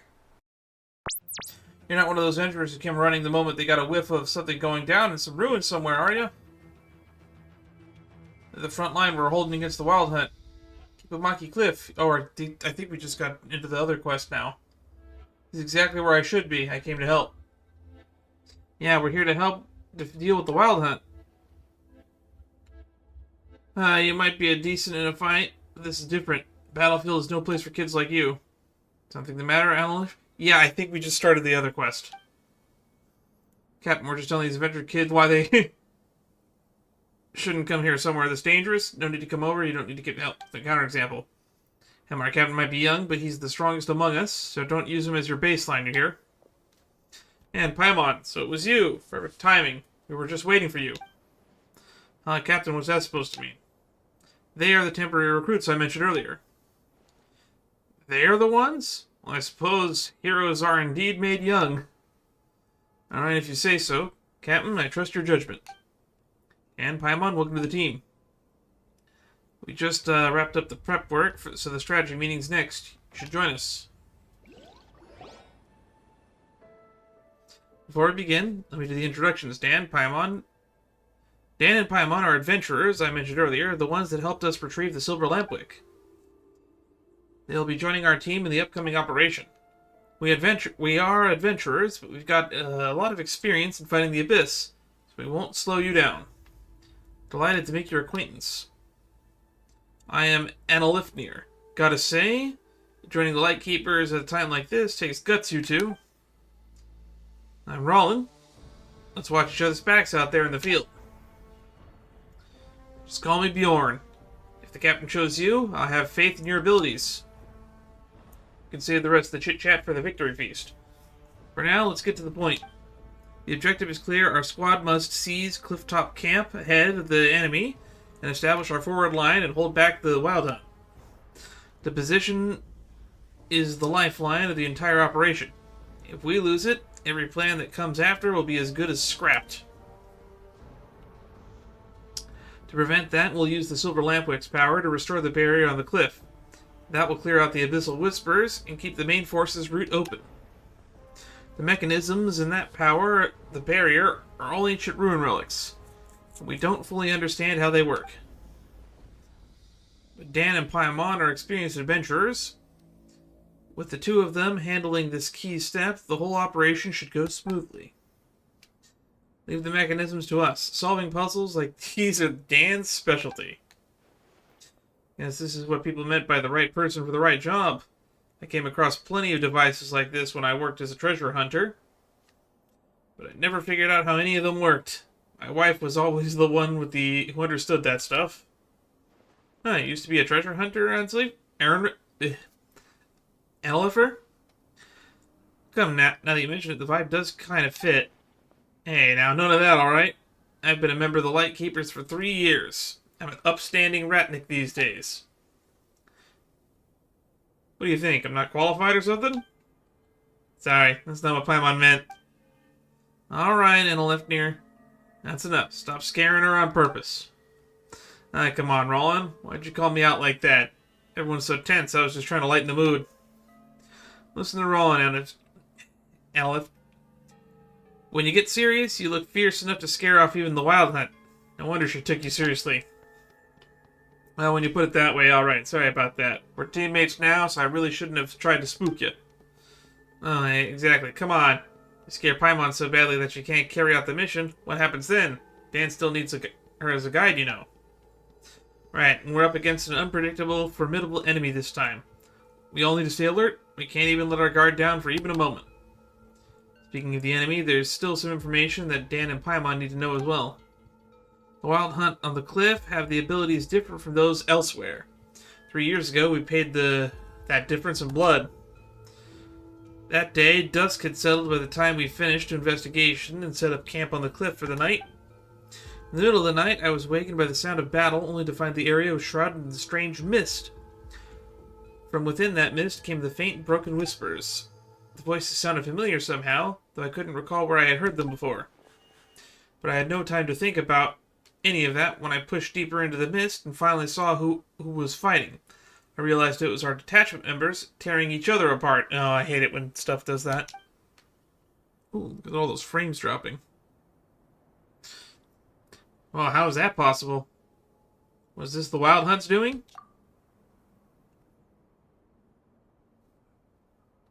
Exactly received reports of the Wild Hunt anomalies and that corrupt the mind across the various areas. It's likely that it all began there.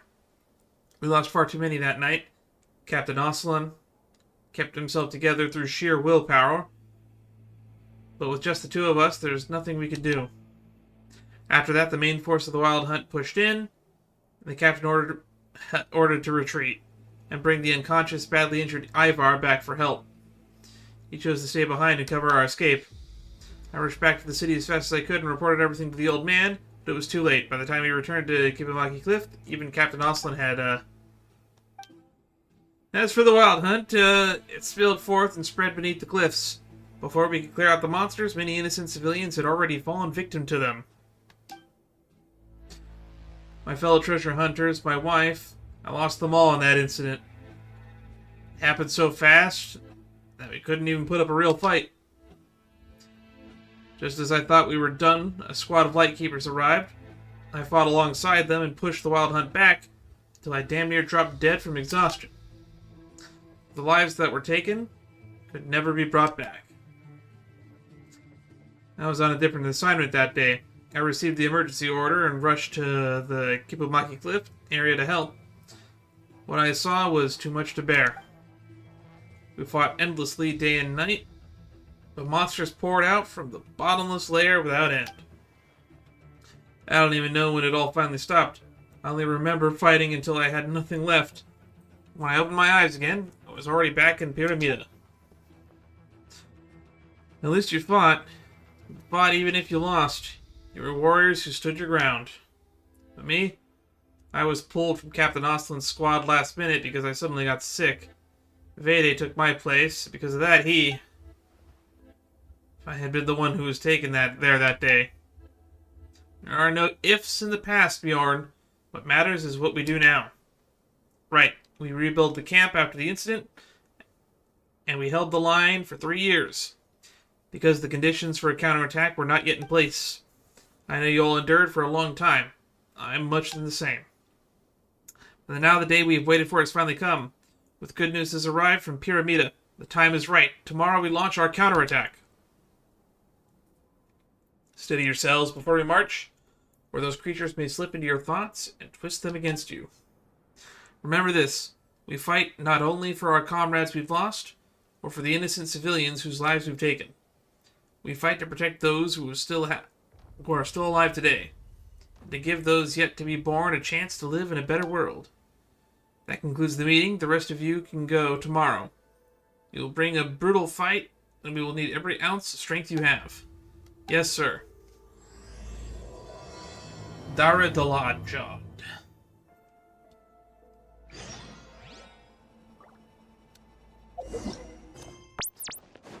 Gather your strength. Let's rest now.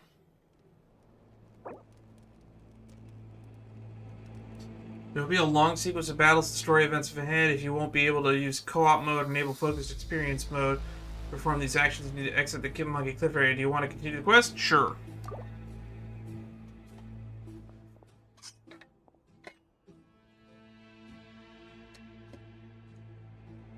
We need to get ready to move. Lasso, proceed to the original plan. Once we seize the camp and deploy the barrier to stabilize the line, we will send a signal smoke. When you see the signal rally, immediately and advance to the second phase of the operation. Yes, Captain. We'll be waiting to hear the good news from you, and remember, come back alive, all of you. Leave it to us. It's time for Operation Clifftop. All units, move out. Alright, here we go. Oh! This character's not even in the game yet. They're coming out in, like, the next Lantern Rite, right? He's got a searchlight.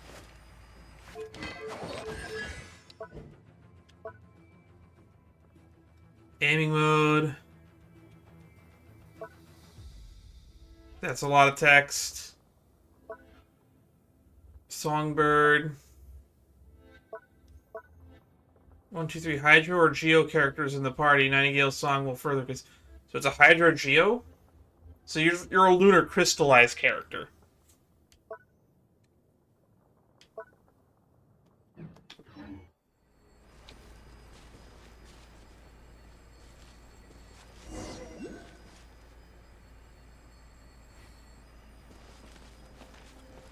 Go to Clifftop Camp.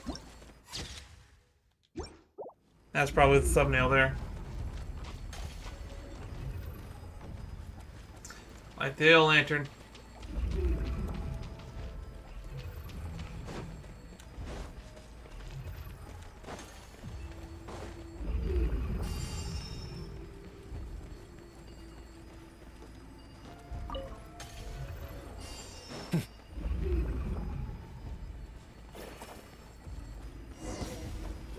Watch out.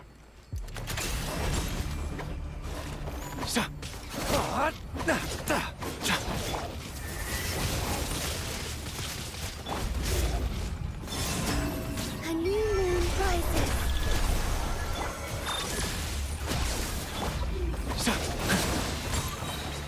Light compels you. Yuglei, you're up. Oh, the light shines bright.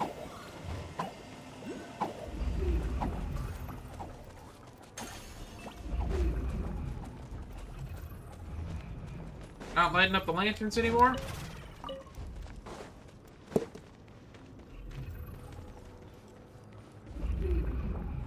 That's not good. Look at you, look at you. Cowards clinging to life, huddling together like little chicks to keep themselves warm. Who's there? Show yourself. Captain, be careful. It might be the monster who can manipulate people. Yeah, I know. Way I see it, you're the real wuss here, ain't ya? I mean, I don't see you crawling out of your foggy hidey hole. What are you, scared? Scared I'll beat you to death? You, all bark, no bite. An overreaching mutt. Very well, I'll give you a chance. Everyone get ready. Now it's your turn. You're in my sights. Light compels you. Can't get a clean hit. Annihilation mode. Terrible Cleanup things. sequence initiated. Nowhere to hide. Scourge of the Endless Decay. Be gone, shadow of darkness. A moonlit night for all. I think we scared it off. What's going on? No matter how we attack, it's like we can't hurt it at all. Is that all? What's wrong? Were you not barking just seconds ago? Bastard. Don't rush in, Analifter. Hold the line, we'll find a way. Find a way? What way? A way to crawl away and save your own skins? A way to send you to hell. Now that's something worth waiting for. But the way I see it, crawling away to save yourselves suits you far better. After all, one of you is quite the expert at that. 3 years ago, 10 years ago, always the same. Why not ask him for some tips? How do you know that? Could you be... Captain, don't listen to it. It's getting under his skin. Go on, run while you still can, little chicks. But in the end, you'll understand. Running won't save you. Only death awaits you. It's gone. Our mission isn't over. We might have to face it again. Next time we run into that bastard, I swear I'll... Alempner, our priority is to complete our mission. I know, but... thinking like that is exactly what it wants. Calm down. We should be the ones taking the initiative. Anne's right, we can't let our enemy drag us around. We push forward on our terms, and our plan. Let's press on. I think we should be lighting the lanterns on the way. Stay put.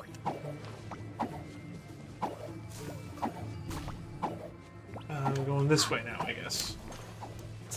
Oh, just gotta follow them. Rebuild the barrier.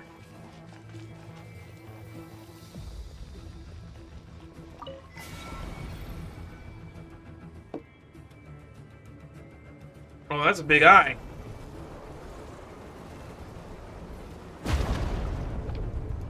Oh, it shot us. The eye of Sauron shot us. That's not good. An evil eye. It attacked before the barrier could be fully deployed. The altar ruins have been wrecked. Captain, can we redeploy it before it strikes again? Afraid not. We failed to block that last attack, and the Silver Lampwick's energy has mostly drained away.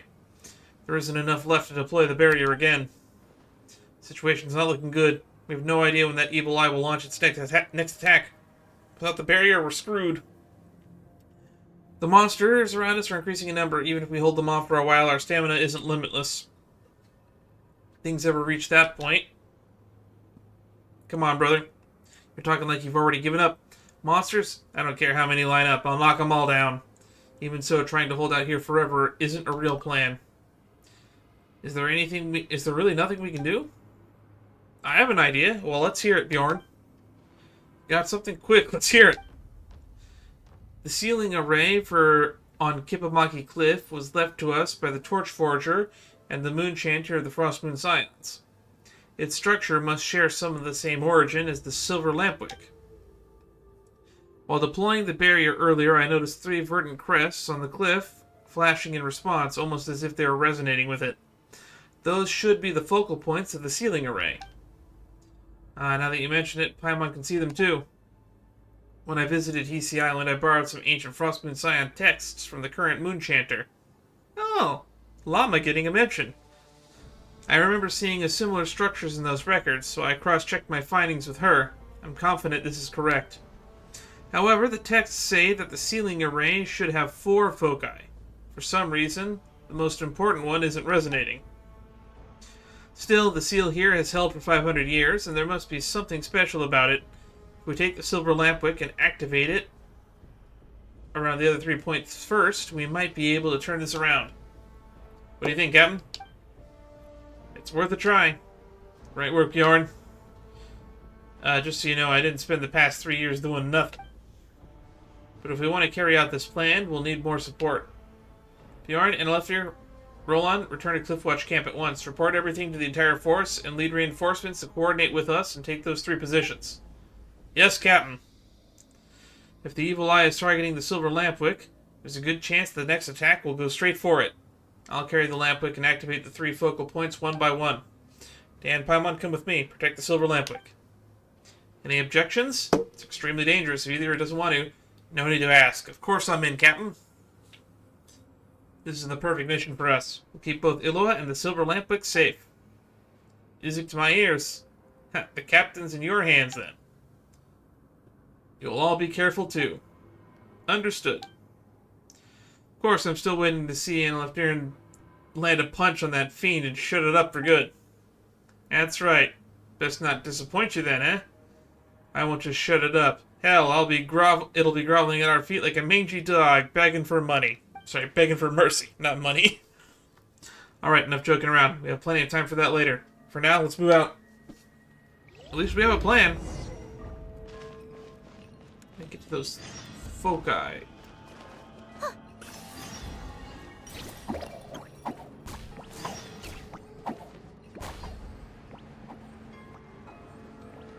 That purple meter fills up real fast.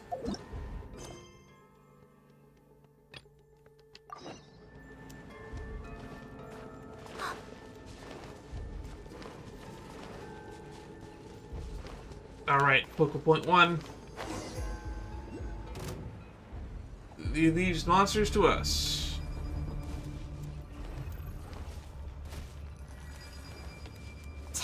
Alright.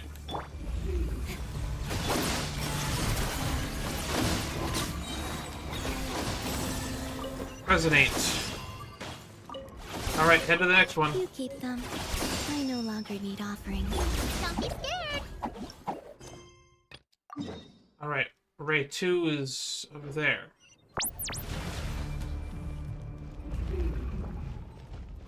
Over here!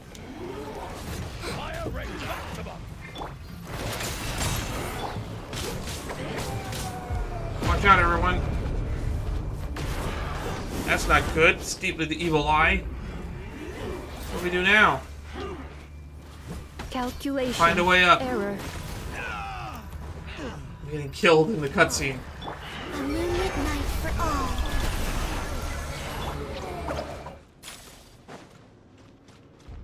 Alright.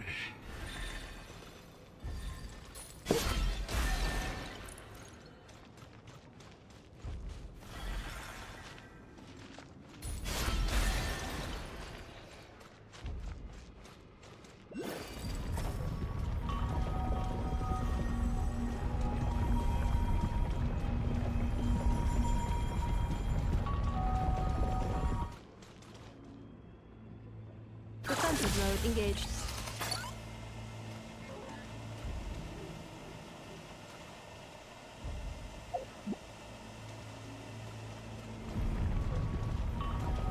Alright, it's yellow, it's white attack to obscure it. Got it.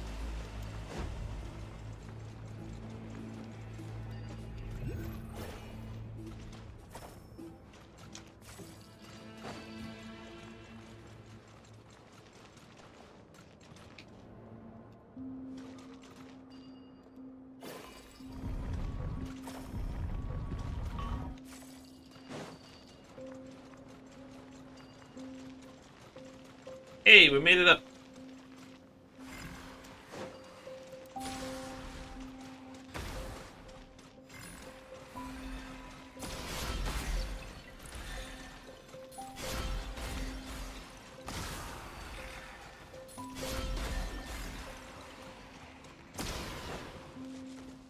Installation chamber. A moonlit night for Do I just kill the eyeball?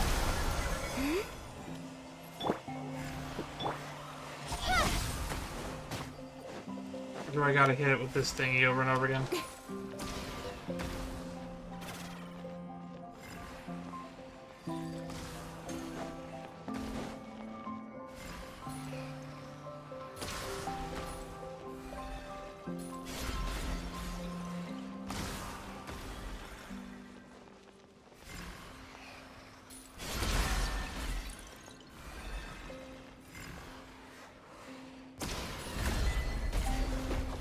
Got it. I had to reflect this thingy back at it.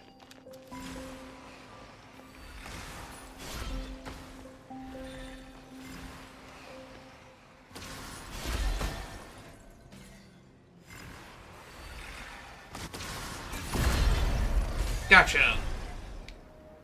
That's actually pretty hard. Go get it, Steel Gray! Stay put!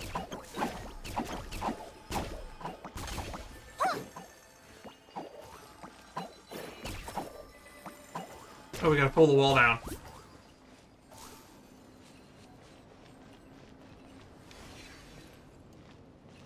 Well, that worked.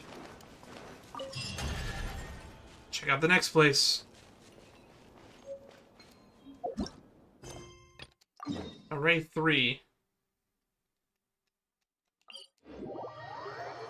And we need 4 of these arrays, I guess. Of course. Position's been hit. Yorn! Out of the way, move it.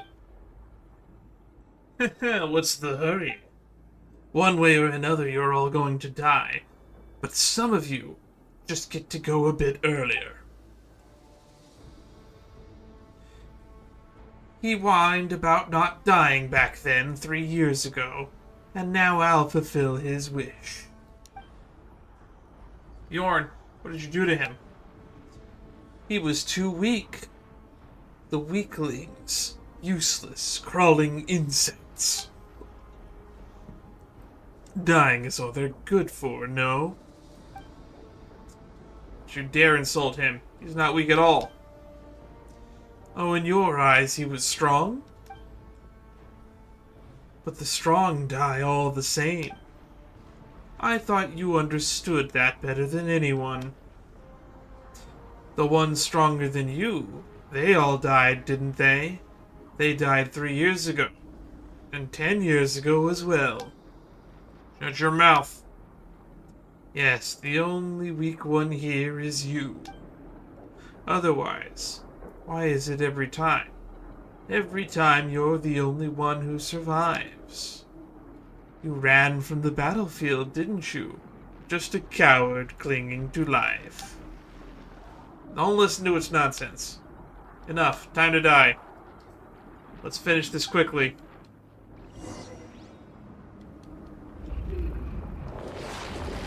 I think I'll start with you. Oh no, we're playing Gradius.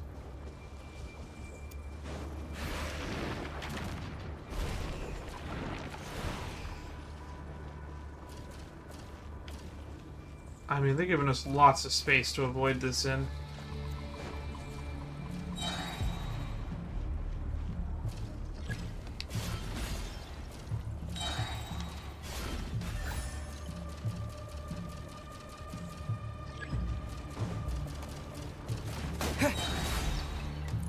Gotcha. Not bad, however. You didn't think this was over, did you?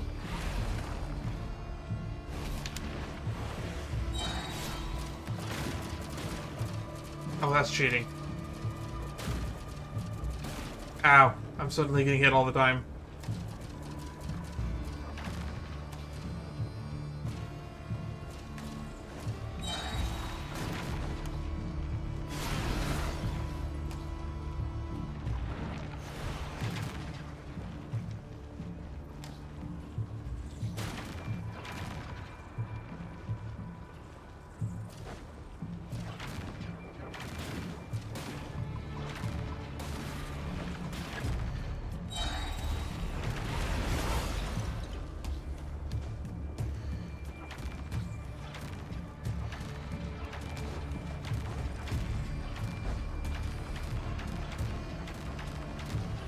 What is this, Undertale?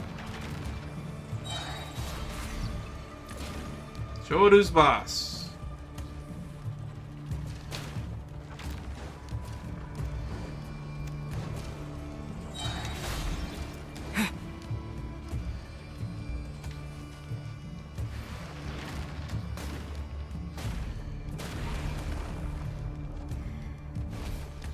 I think we can just dodge through them. It's not doing enough damage to where I actually have to pay attention all that much.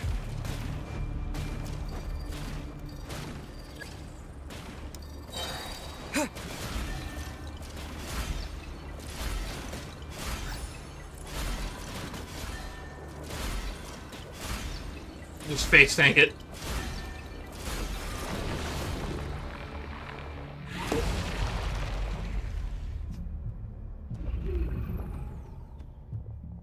How's Bjorn? Badly injured. The attack came too suddenly, and to protect us, Battlefield's too dangerous. And he's in no state to be moved. We had no choice but to treat him on the spot.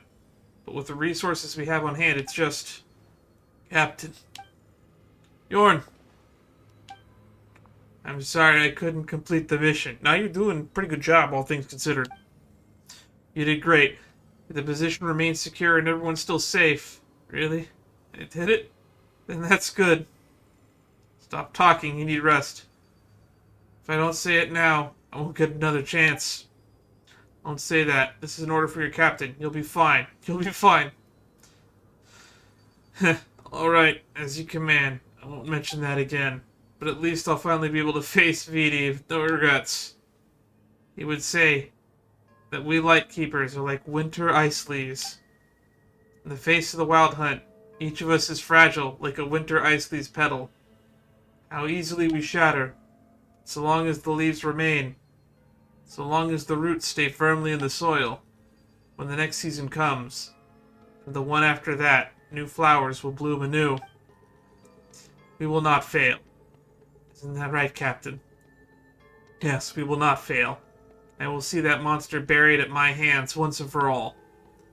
You're the strongest among us. I believe in you, Captain. Rest assured, Bjorn. I'll keep your promise. Rest now. Things will have turned around by the time you recover.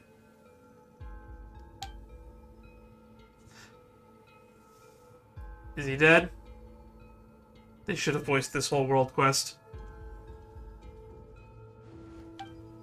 Damn, Paimon, we need to go. The mission isn't over yet. We can't stay here any longer. Hit Lua.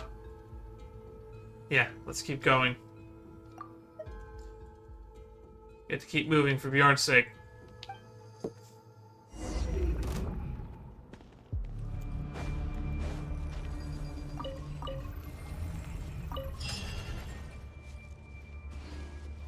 All done. The core's lit up. It's over there.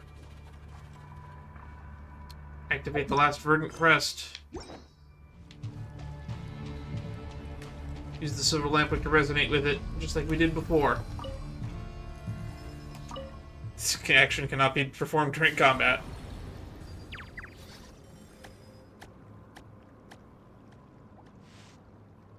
That's a big one. What's the eyeball gonna do now? Shoot it? Oh, I guess it will.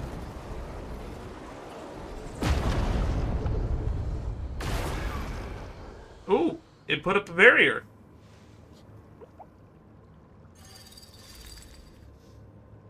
Are we gonna shoot back?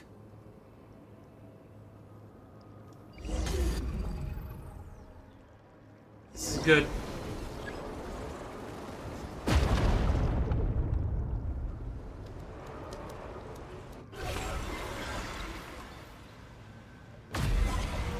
Take that, you big ugly eye.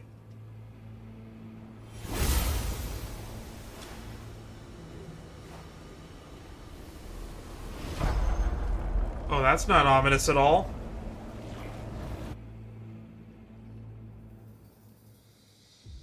Great, the nasty evil eye's toast. But did anyone see something fall off of it? That was likely the spiral blade, the sacred blade of the torch forger used to seal demons away. I didn't expect a monster to seize it and use it against us. So that's what happened. But we should be safe for the moment, right? For the moment, yes, the evil eye has been destroyed, and the monsters on the ground have been almost completely cleared out. But we can't let our guard down. That creature has probably slipped back underground. It's wounded, but it might still have a trick up its sleeve. We just went through a fierce battle. Everyone's exhausted, body and mind. Doesn't matter, a win's a win. We got our revenge on that damn monster. And that's the score that counts. Speaking of which, where's Bjorn? Ooh, do we tell him? I don't see him anywhere. Did he get held up helping us out somewhere else? Who's gonna watch me show off my moves if he's not here? Can't be started on my own now, can I? He was struck by the evil eye's attack while defending of the position. His injuries were too severe. We tried everything, but we couldn't save him. No way. How could that be? He had the brains and bronze and spades. I never once beat him in a spar.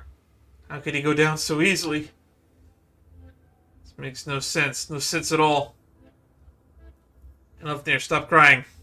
I'm not crying. This guy's lost everybody to this thing. 3 years ago, and now he's lost Bjorn. Pull yourself together. We need to be strong, especially now. That creature is using these vile methods to shake us, trying to slip in again while we're vulnerable. We can't let it succeed. We can't let the bastard stain Bjorn's sacrifice and turn it against us. Hello, you alright? I'm fine. I'm sorry, this is all my fault. No, this is this guy's fault. You're doing your best to fight it. That monster knew. It knew everything. It knew it would this would shake my resolve. Bjorn died because of me. Captain, that's not what I meant. I just, this isn't your burden alone. That's right, all of us. We gotta carry this together. My heart aches as well, but our mission isn't over yet. The battles ahead will only get harder, and we may suffer still more losses. But no matter what happens, we cannot stop moving forward. Forward unto final victory. Weren't you the one that taught us that? I believe in your command, Captain. Bjorn would feel the same. We carried out our duties. Whatever awaits us, we shall have no regrets. Same for me, sir. Wiping that cursed monster from the world for good means... If wiping that cursed monster from this world for good means dying in the process, I'd gladly do it. Don't say something that ominous. We're about to face it in real life or death battle. Hey, as long as you get what I mean, brother.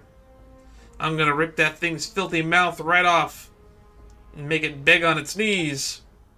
As long as we can erase that wretched monster from the world for good, we don't have the combat power to face the upcoming battles alone. I'll need you to get reinforcements from the other positions. And I'm gonna leave the area Bjorn previously handled to you. I'll stay here and hold the spot until you return.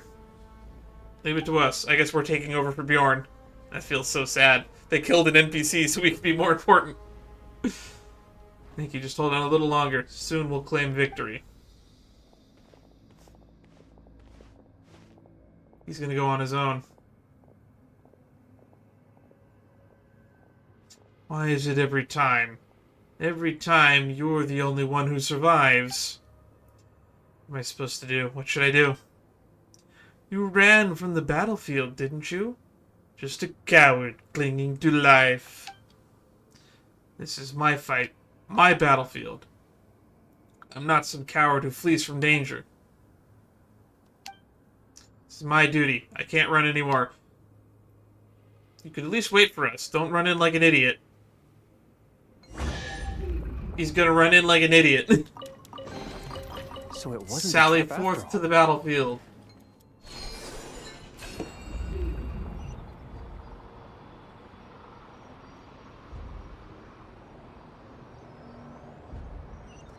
Into the lion's maw. Into the evil eye. Press attack.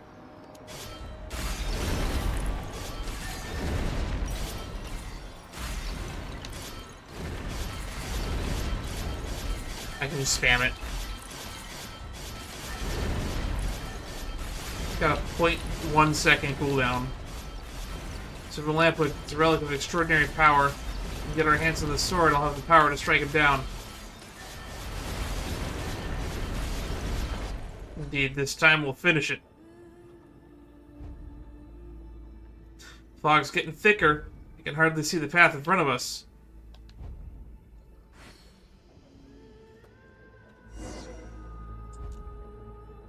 We will not fail. Isn't that right, Captain? Oh, we're in first-person mode.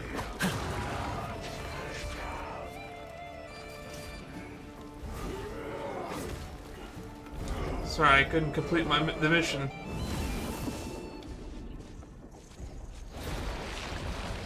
No, you shouldn't be here. If you had been a better leader. Press attack. Why are we first person?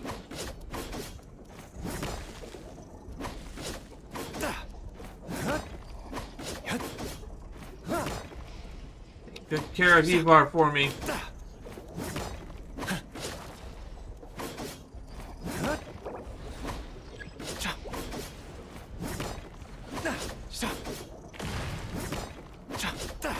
Really is an amazing mother. For little things so hard. For someone young, nothing living. A child who could survive all this. Gave their lives to protect it.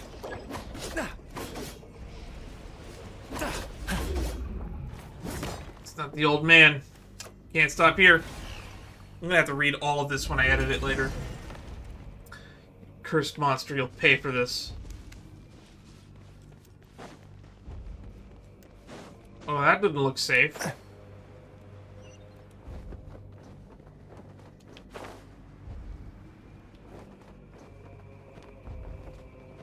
Journey to the center of the earth much?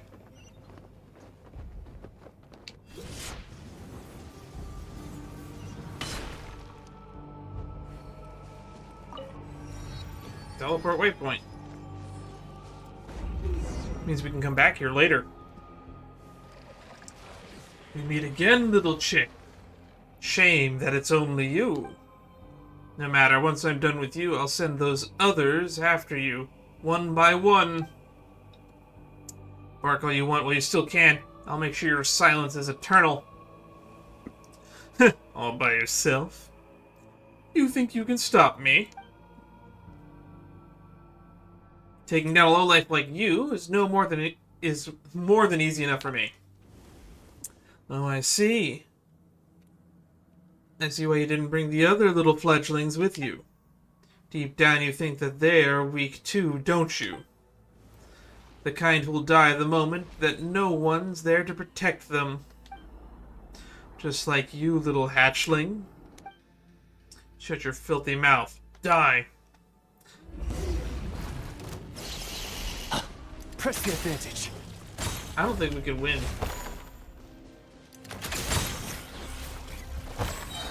Be gone, shadow of darkness! Don't waste your time. While the light shines bright.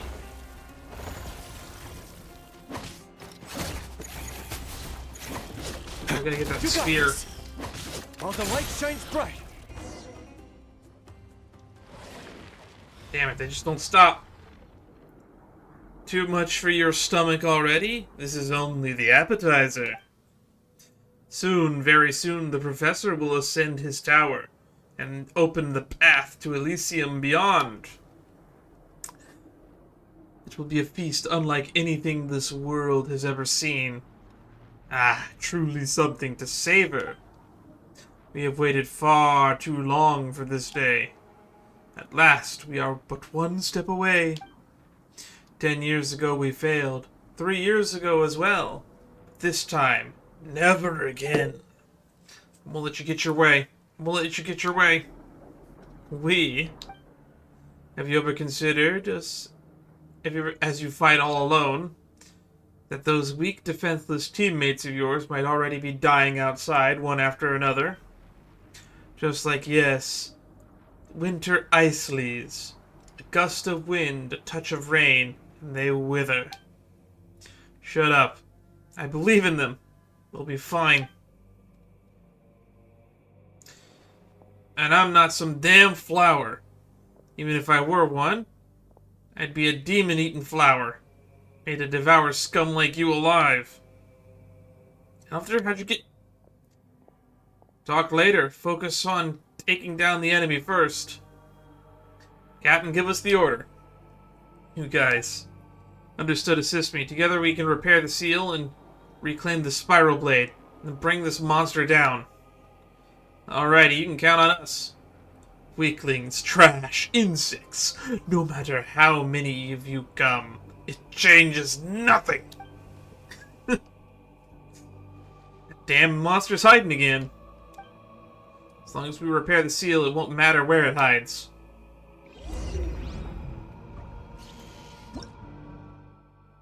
Ancient sealing array.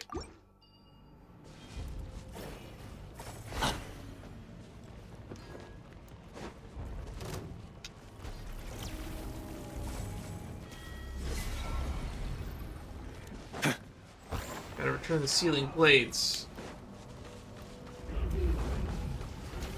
Where are the sealing blades?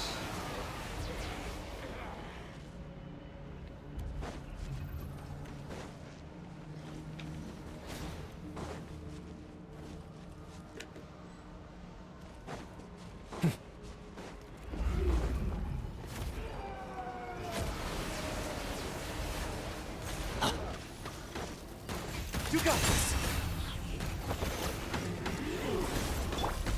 Surge!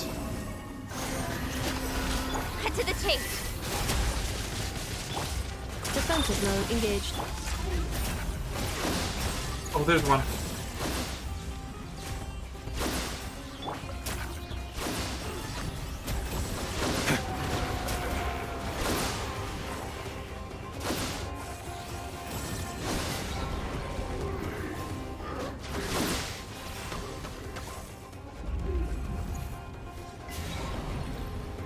There we go. All blades in place.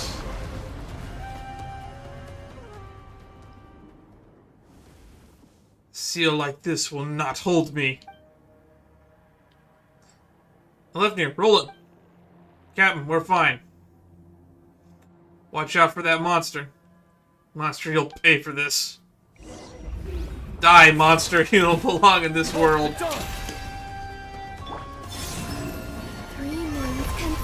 Enough talking. It's time for action. Preparing for dust up. Cleanup sequence initiated. Nowhere to hide.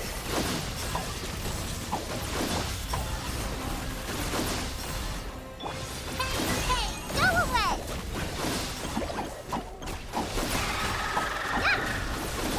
Go get him, Aiden!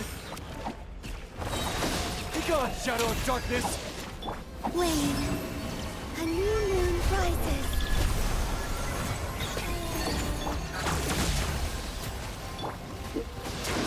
Yugway, you're up! Alright, Sword from just gotta Shadow. keep killing his ads. Annihilation mode. Fist to the face.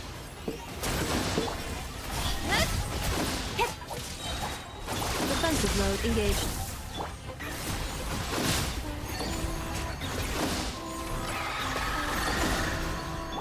Light compels you! You got this! Nowhere to hide. Moons converge. Don't be scared. Incoming. With sword from Shadow. Just keep killing the ads.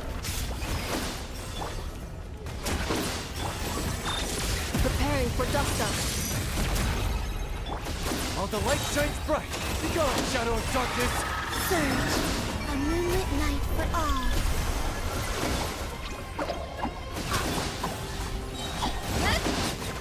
Nowhere to hide. Don't blink! Light compels you!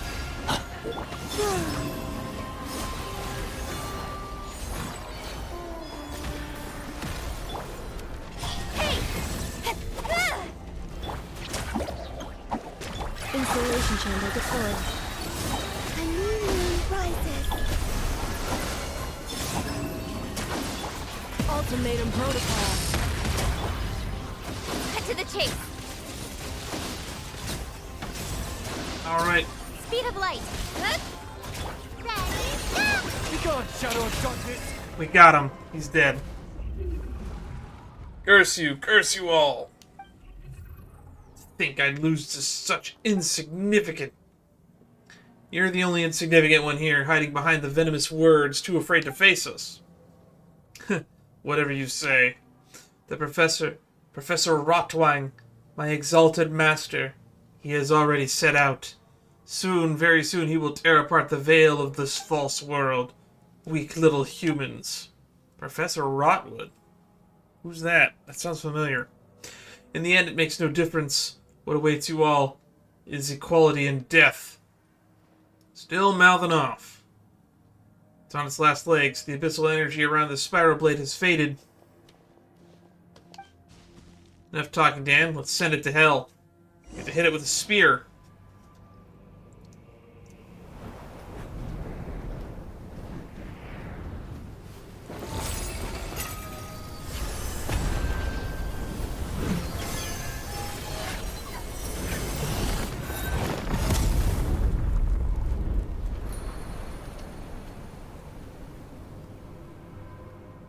Rip Bozo.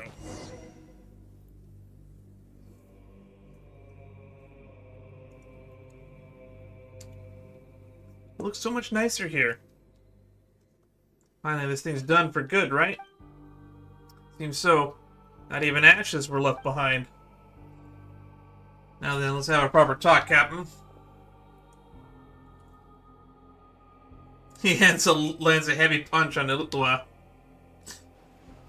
That was for Bjorn. Alright, Captain. All done. You can punish me now. Punish me instead. If he hadn't done that, I would have. Punching him might have been a step too far. Nah, I won't punish you. You were right. Since you understand, Captain, I suppose I need say nothing more. I'm sorry I lost my composure. It's just that at that moment, I thought that you might leave me as suddenly as Bjorn did. I just couldn't bear it. Captain, with all due respect, you're not as strong as you think. We're not as weak as you believe. That's why we fight side by side, no? That's why our squad exists. Yeah, didn't you say you'd trust us to watch your back? Even if we're not strong enough alone, we can't cut a path through any danger as long as we do it together. It's like it takes courage to trust others, too. Yeah, it seems like I was really weak after all. My brother once told me anyone who can face their own weakness will become stronger someday. You saved his life 3 years ago, Captain. If these words of his can ease your burden today, I'm sure it would have bring him comfort as well. Yeah, thank you, all of you. I'll pull myself together. After drawing so much strength and courage from you all, it'll be harder for me to not raise my game. The fight isn't over. Will you follow me and finish this final mission? What's left to do? Of course, we're sticking close. Can't have our captain wandering off and disappearing on us. Looks like I'll never live that one down. If it sounds harsh, just take it as a punishment. Honestly, I'd say it's pretty light as those go. Yeah, I deserve it anyway.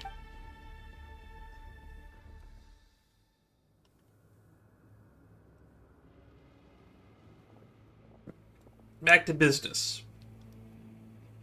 Dan, Paimon, I will head back to Pyramida first to report to the old man.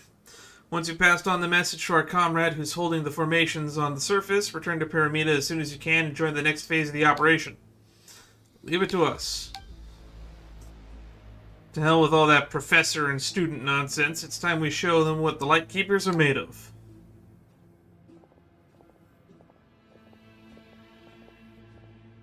And after the Archon quest, you'll have another little chance for leadership. Uh-oh, things look real bad around the Pillar of Embla.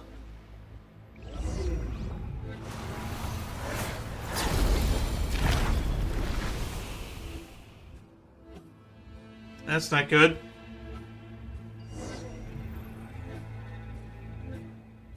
That monster mentioned that the professor has already set forth. I fear the deathless fiend has set his sights on the Pillar of Embla. Is Miss Aaliyah going to be okay? All we can do now is trust her. Yeah, make the most of every second she's fighting to buy us. Completing our mission is the best way we can repay her. Star out of time. That's probably the final act.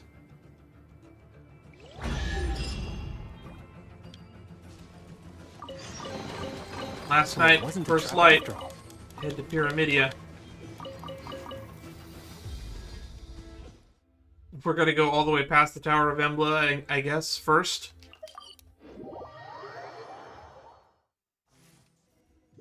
This is so crazy tense. Nikita! Finally. Starshin and Nikita's been looking all over for you. Oh, so this is Olaf.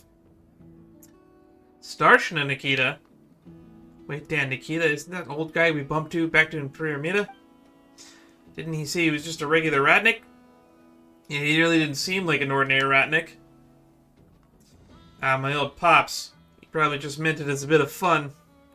We can talk about that later. For now, let's go update him. Ooh, this is a cool looking place.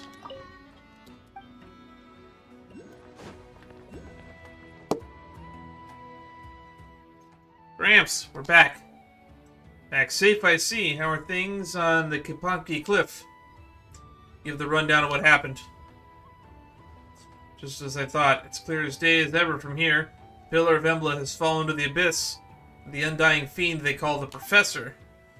That said, it's been quiet for now. I can only assume Miss Aaliyah is fighting to keep it at bay. She's holding the line for us, and we must make the most of this window. Thanks to Flynn's and the others, preparations are nearly complete. And now that you have brought back the Spiral Blade, the arrow of Turpercanus is finally ready. What's the arrow of Turpercanus? Is it another super powerful relic like the Silver Lampwick and the Spiral Blade? It surpasses them both! 5 centuries ago, the Torchforger lacked the strength to vanquish the Undying Fiend, managing only to seal it beneath Kupulanki Cliff. Even so, he did not waver. Together with the first Moonchanter, they pressed on in hope of a future victory. They forged this bow and arrow with an ancient craft, so that when the day came to end the Undying Fiend, it would be ready. Since then, it has been passed down through generations of Lightkeepers. Now at last the time has come for it to fulfill its destiny. Oh, that sounds amazing. What does it look like? Can we see it? You've seen it already, silly. In fact, we're inside of it. What? Am I about to be shot out along with the arrow? So Dan really is our last resort weapon. No, wait. That's got to be a joke. This great mead hall was built to house the arrow of Turpercanus, and the Spiral Blade you retrieved is the arrowhead that had long been missing. Once the Spiral Blade is set into place, the arrow will be ready to fire. This thing's a fireplace, though. Indeed it is, but it also serves as a mechanism that shapes the Spiral Blade into an arrowhead. We need to act before the Cataclysm egg hatches. This bow and arrow have been passed down for this moment, to end the threat once and for all. While you prepare the shot, that Undying Fiend will likely lash out one last time. Whatever comes our way, we'll stop it. The launching of the arrow of Turpercanus is in your hands.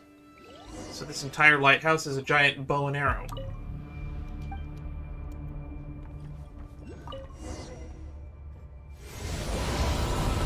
I thought we would put it in facing up.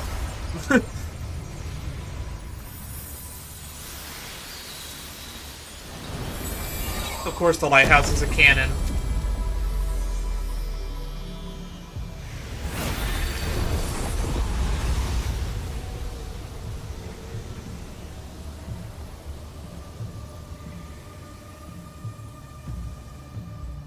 That doesn't look good. Go to the plaza. Figures that Fiend's not going to give up without a fight. Keep the monsters at bay. Focus on finishing your mission. Abyssal creatures have made it this far.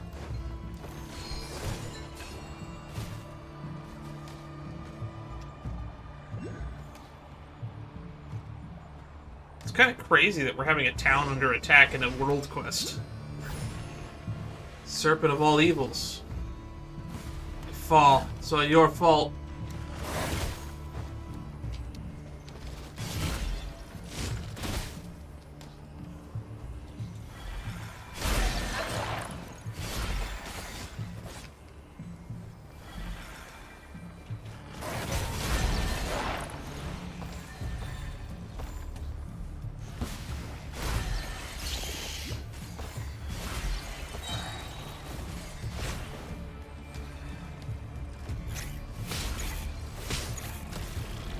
Gotta hold fast.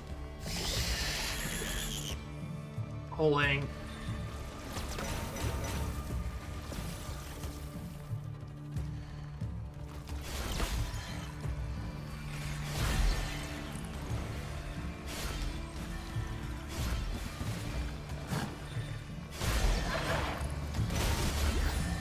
Okay, I figured out how to spam it. Okay.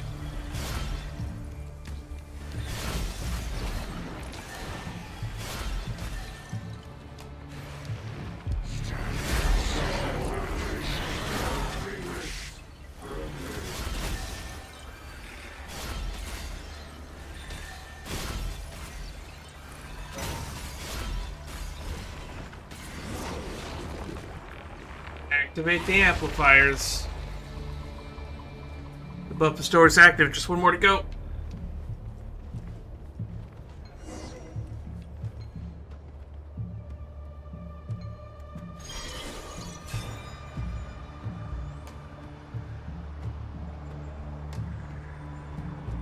We're kind of OP right now. This insignificant world is but kindling for the blaze. Blaze no laughs it. Serve the loyal servants of our patron. Is it always the same weird nonsense nobody understands?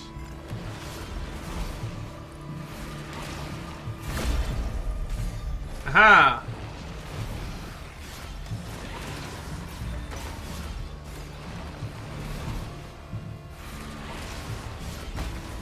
Missed.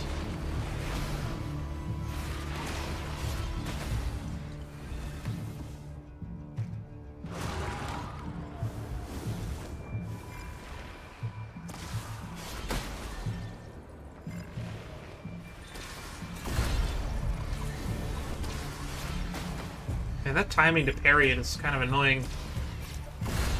Gotcha.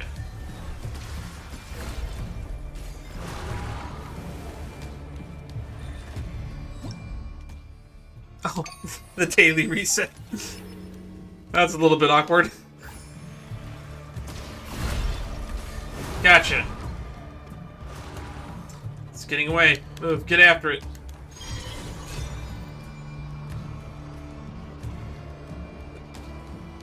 I love it when we get a cool world quest with a boss fight in it.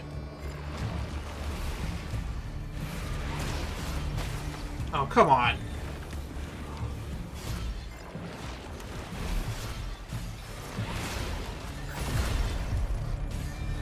I got some of it.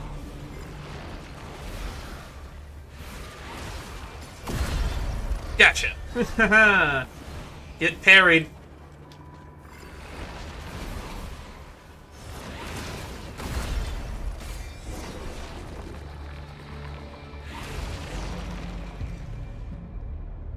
Alright.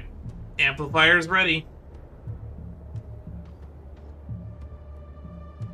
You cold? Who designed this place? Alright. Let's see this serpent die. Twice shall it resurrect, but thrice shall it be put down.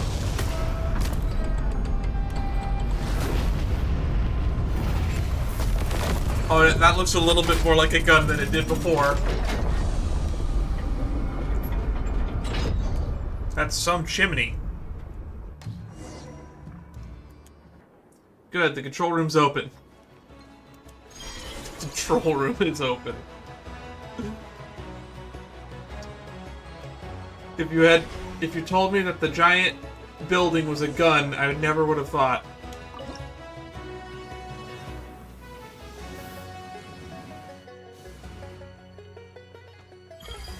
There we go. Fire the arrow of Typicanus.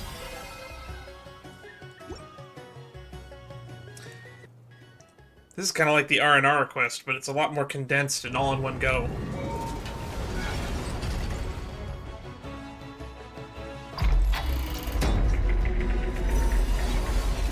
Meanwhile, all this to shoot a spear. Oh, that's cool.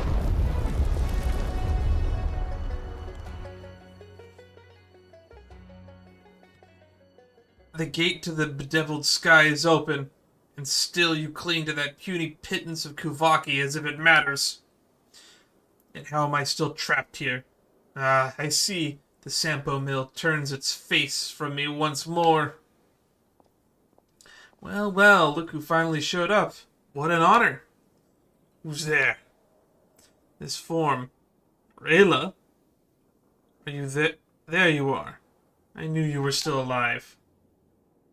Now bend the Sampo Mill's power to my will.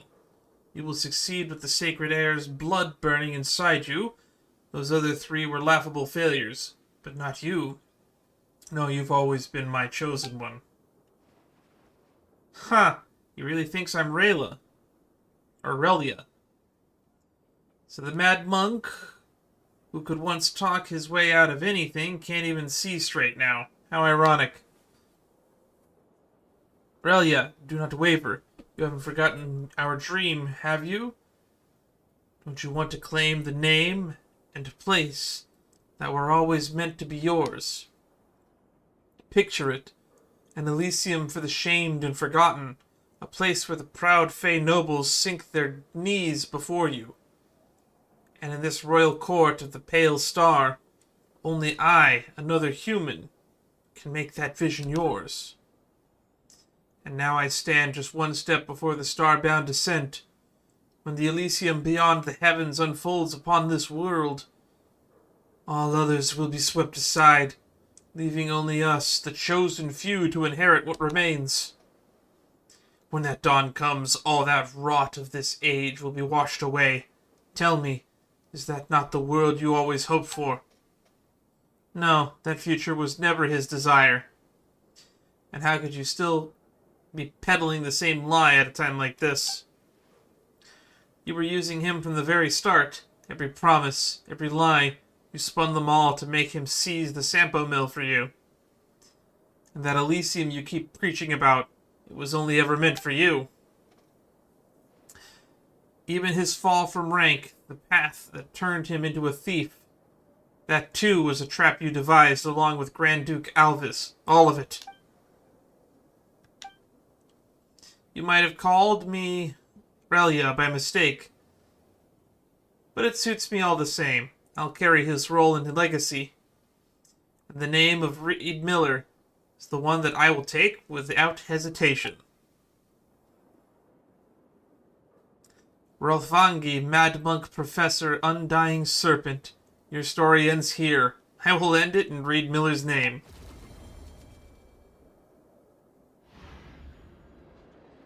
Man, the treasure hoarder's got some deep, deep lore, it seems.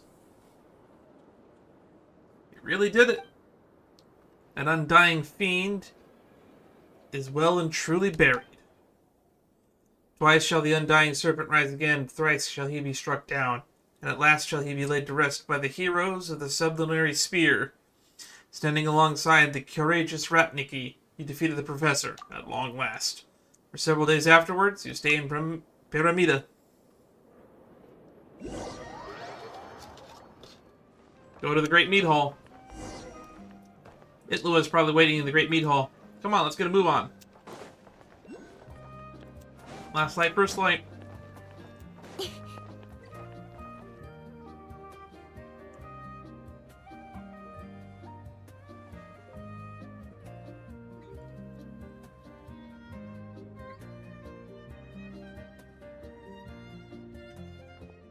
And Paimon.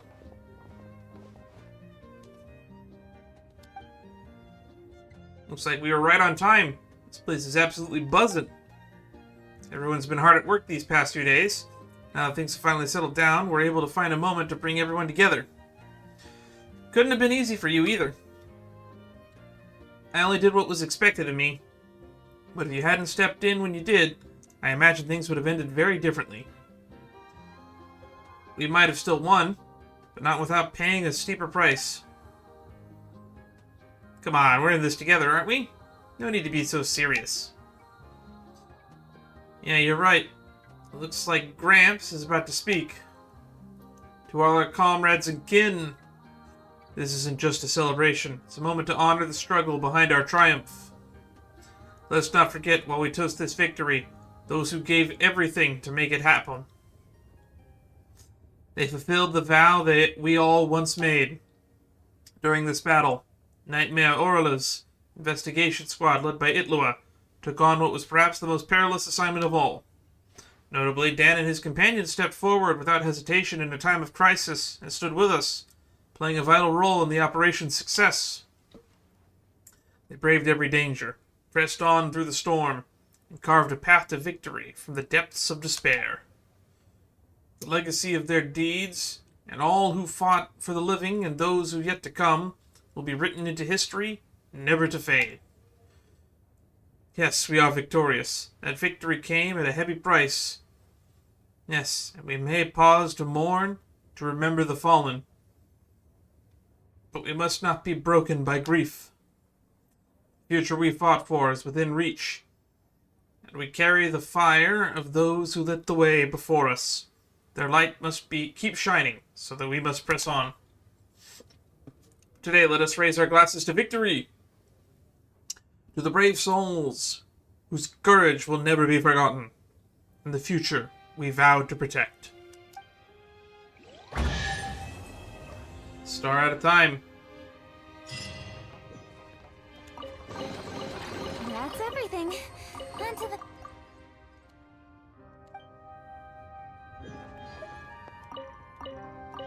So much stuff.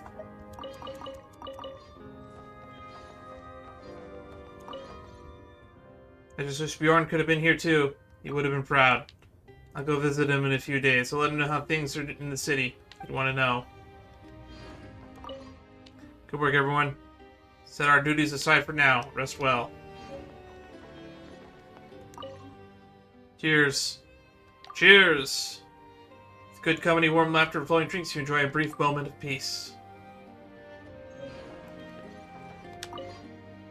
Hope the food's to your liking. If only we could party like this every day. Every day, that might be a bit much. I'm just joking. Are you? Still? I can see your point. Let's hope we have more days like this to celebrate.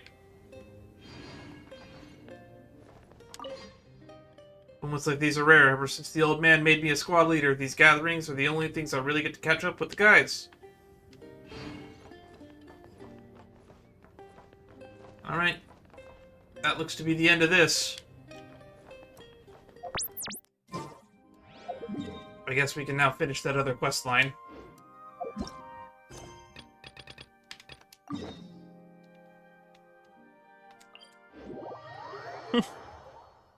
Alright, now to seamlessly edit these together. While exploring and getting all the statues of 7, I did see Alua here, but I didn't engage with him. So it looks like this quest is going to be the last one we have to do.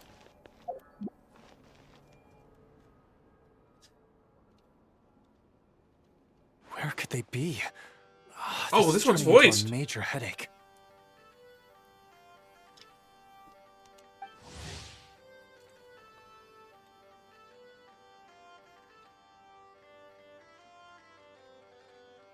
Or is this like an event quest?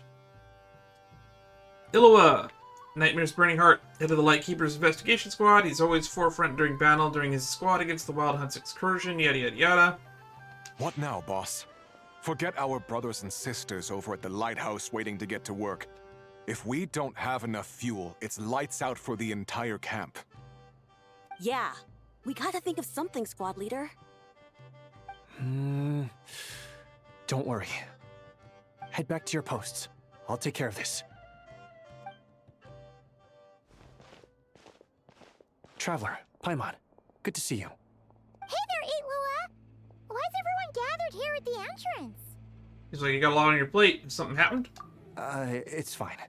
Just a minor issue, really. And I'm already on the case. Come on, Eitlua! You're always trying to fix things by yourself on the down low. Just tell us, it couldn't hurt.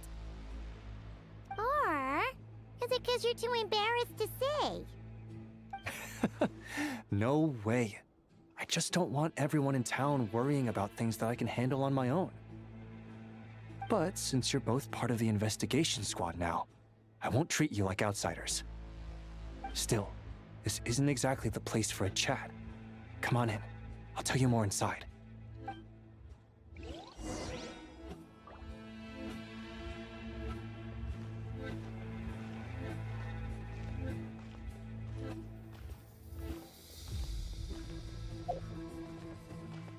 Squad leader, I've compiled what data we have on the bases we can still control. My report is over at the command post. Got it. Thanks, Roland. He's slow walking.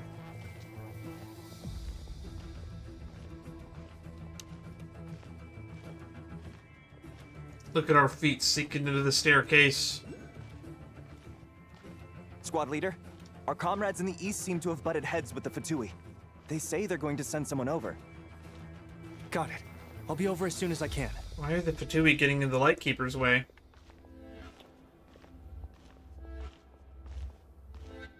This is really close to where the Doctor's forces are stationed. Eitlua, are you always this busy? Recently, yes. There's just so much work to catch up on.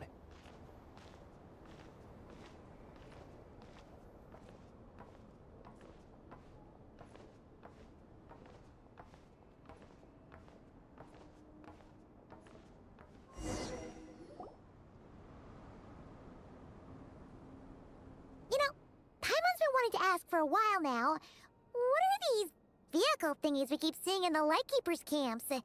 They kind of look like food trucks, don't you think?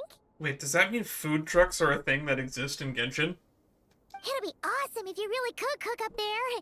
But Paimon has a feeling there's more to these things than meets the eye. Maybe it's Chief Bot, capable of only the finest hot cuisine. What? Oh, sorry, a chef. Yeah, that wasn't what Paimon was getting at. Oh, these?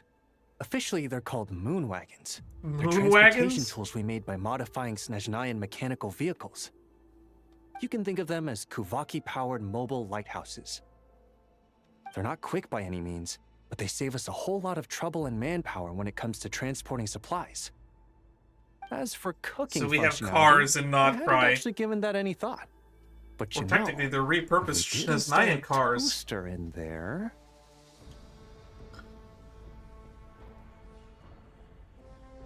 Relax, you don't have to take Paimon that seriously. That food truck bit was a joke, was it? Oh, no. Filling stomachs is a key part of a Ratnik's duties, too. Thanks for reminding me of that, Paimon. A proper food truck would save us from having to build makeshift stone stoves just to eat a hot meal. Right? And that way, you could even hold your own bonfire parties, too. Food trucks are the way of the future. Except, everyone does seem really busy. Not sure they'd be in the mood for that. Actually, I really hope that one day we can. Just the thought of it makes me smile. Everybody loves food trucks. I have yet to meet someone that has not liked a food truck. But that day will have to wait. For now, at least. The only thing I don't like about food trucks is there's not a lot of them near me. I know of one that is at a park only a few blocks from here, and they're there most days from like 10 to 4. Yeah, it's all because because of the wild hunt, isn't it? Yes. Flint's did send word When I from lived the in south Santa that the Cruz, though, food strongest trucks wild were hunt anomaly we everywhere. know of has been destroyed with It your was a help. really nice one that did pizza and calzones, only about a couple blocks from where I lived. But it continues to cause havoc elsewhere, so there's no easing off for us. Not only must we shore up our bases themselves, we also need to ensure that the roads are clear, which entails dispatching Ratniki at regular intervals to patrol vast areas of land. Whew. Just listening to all that is kind of tiring already. You Lightkeepers sure have it tough. And that's just the basics. The real danger lies with those wild hunt outbreaks that suddenly just appear out of nowhere. Such tasks are all handled by Gramps, Flynn's, Olav, and those guys. Who's Olav? I can't have Gramps fretting over every last thing, so I've taken over handling I'm of the guessing ground. Gramps is Nikita, who we spoke to earlier. Honestly, compared to our shortage of manpower, supply prep is nothing. To continue on the topic of food, even the best cook in the world couldn't do anything without ingredients. Over the years, many of our former bases have fallen into disrepair, making them ill-suited for long-term postings. At the moment, everyone has to shuttle back and forth between our camps and HQ, leading to fewer and fewer people available for combat deployments. I mean, there's between here and HQ, there's now a Favonius base that could be used as a temporary outpost if needed. Yep, and that's turning this place into a permanent base. And most importantly, what's a Lightkeeper stronghold without a lighthouse? So, you want to build one here? Exactly. We'll need it if we're to stand any chance against the Wild Hunt attacks. Which is easy to say, but in practice, I think you've seen enough to know it's not going too smoothly. Oh, right! Paimon almost forgot that we were here to help. So, what's the issue? Well, building our encampment will require lots of fuel and supplies. Generally, we bring it all in on moon wagons, all the way from Pyramida. Couldn't you get the materials from somewhere nearer? If only it were so simple. The main problem is, we need a special kind of oil refined using Kuvaki. You can refine oil with Kuvaki? I guess I shouldn't be too surprised. It's true that the plants nearby are full of Kuvaki, and they'll keep us going. For a while, at least. But supplying the fuel for a lighthouse is a whole other ballgame. Unfortunately, though, there's been no sign of the supplies that should have arrived last night. Valdez is in charge of transport, and he's always been meticulous, so it's unlikely that he got careless and missed the timing or something. And that's precisely why I'm worried that they might have encountered some trouble. Hold on, deep breaths. Don't get too worked up. I've seen things like this happen many times before. Yeah, there's always a way out of every jam. Even if that means being trapped inside a sealed barrel or getting buried neck deep. Surely this can't be any worse than that. I don't know what Paimon's referencing there. Don't tell me that's actually happened. I guess I underestimated you two again. If you think that's wild, we've been in the prison of the Fortress of Meripede as well. Anyway, we can have a look around. Maybe they've just lost their way. Maybe so. Anyway, there's no time to lose, so follow me. Yep, let's move. Strange. I thought I just heard something. Almost like... What'd you hear? Huh? Have you noticed something, Elu? Well, that's weird. That's the vehicle, all right, but there doesn't seem to be anyone around. Huh? Is someone there? Help! Please, help me!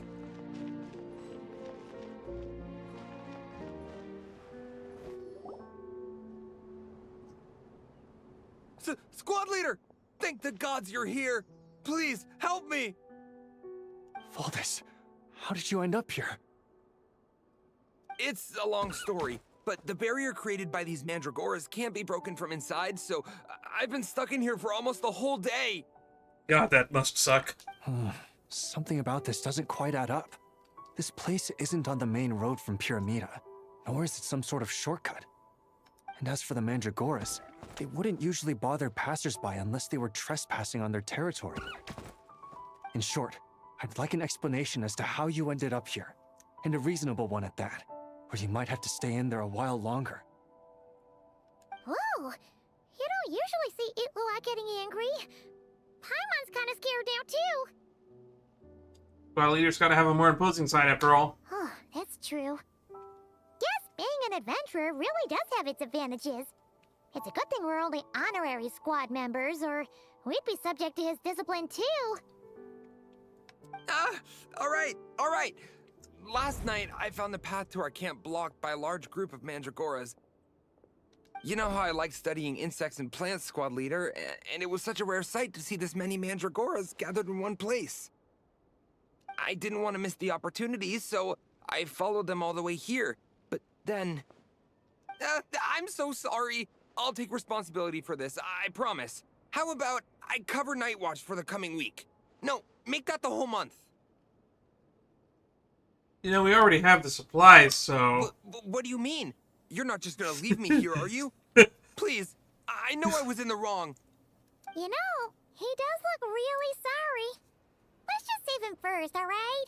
He's got enough punishment waiting for him as it is. You're right, Paimon. We can discuss the breaking of regulations after we get back. For now, let's concentrate on getting him out of here. I could use your help again, Traveler. Thank you.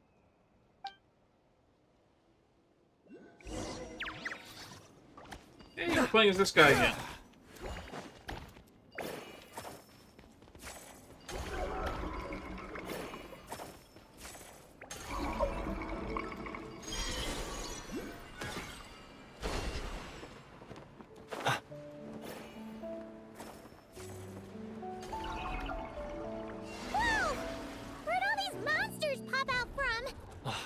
That's not good. Prepare for battle, everyone.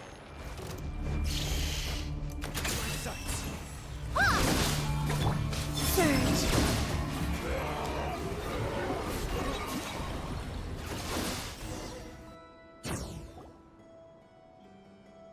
Is it over?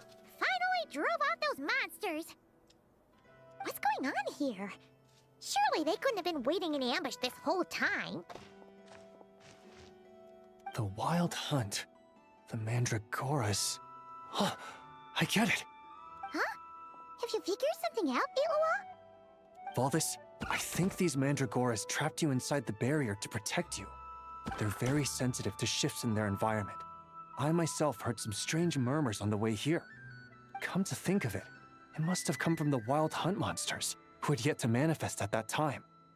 These Mandragoras must have detected them very early on, which is why they barred your path and prevented you from continuing onward, only to have you follow them anyway, leaving them no choice but to trap you here for your protection. I see. So that's what was going on. No wonder they refused to leave the area.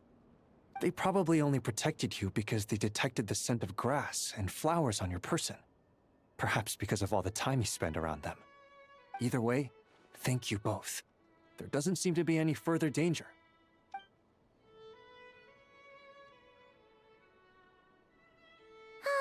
What a weird little species. Adorable little fellas, huh? And they didn't even ask for a reward. Imagine if we had them around to watch our backs. We'd never have to worry about being ambushed while opening treasure chests again. Except we might get locked in a prism for who knows how long. You know, putting it like that, it was kind of understandable that Valdis would want to follow them. Right? Finally, someone understands me. Nice try, buddy. That's no excuse for neglecting your duties. I know. I'm sorry. I'll take whatever's coming to me. All right. Now that we've got him out, let's head back. The others are probably starting to worry. This is a weird quest line. Alrighty. That's the issue resolved and our fuel stocks replenished. Thank you both very much. Don't mention it. We're part of the team, right? Speaking of the team, how's Valdis doing? He neglected his duty while escorting a supply shipment, which is a violation of our regulations. However, he did encounter a pretty dangerous situation related to the Wild Hunt, and we didn't end up suffering any losses. As such, as per his wishes, he'll be responsible for protecting the lighthouse throughout its next month of construction. Hope he doesn't start slacking off again. Now that she's a member of the team, Paimon's gonna start coming down to check up on him. Oh, and to see how the lighthouse is coming along, too. Speaking of which, Paimon wonders what it'll look like once it's all done. Me too, Paimon. It won't be as impressive as the one at Final Night Cemetery, that's for sure. Still, it'll be bright enough to serve as a beacon to guide travelers through the night. So long as we're able to keep people safe, whether from the Wild Hunt or anything else, our efforts will not have been in vain. Anyway, I should go back to sorting through our archives. All that work isn't gonna do itself. No rest for the Ratnik, huh? Just don't overwork yourself, alright? Don't worry. We won't be this busy forever. We should be able to put our feet up a bit once this place is up and running. In that case, we'll help you out. That way, it'll be done in no time. Your help would be most welcome, believe me. But I'm sure you've got a lot on your plate already. And asking you to come all this way just to do our work for us, it wouldn't feel right. How about this then? If you find anything useful during your adventures and you happen to be passing by, feel free to drop it off. Come on, it's no biggie. Like you said, we're squad mates now. Isn't that right, Traveler? Man, so now both Varka and Itlua want us to be dropping off lumber and supplies at a location. In that case, let me say At least again, he's not going to ask for dandelion wine. We're going to have to roll uphill.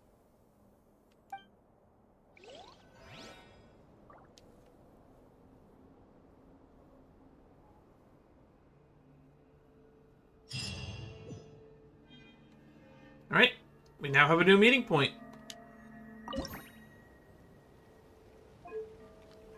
When the war songs rise.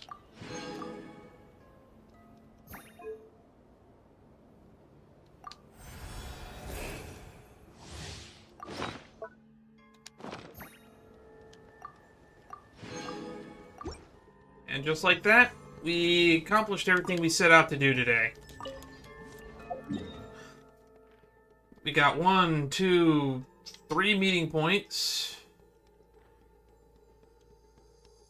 We did an entire World Quest series. Lord of the Hidden Depths, Whisper of Nightmare. And we've gotten quite a few of these waypoints now. We've explored quite a bit of this new region.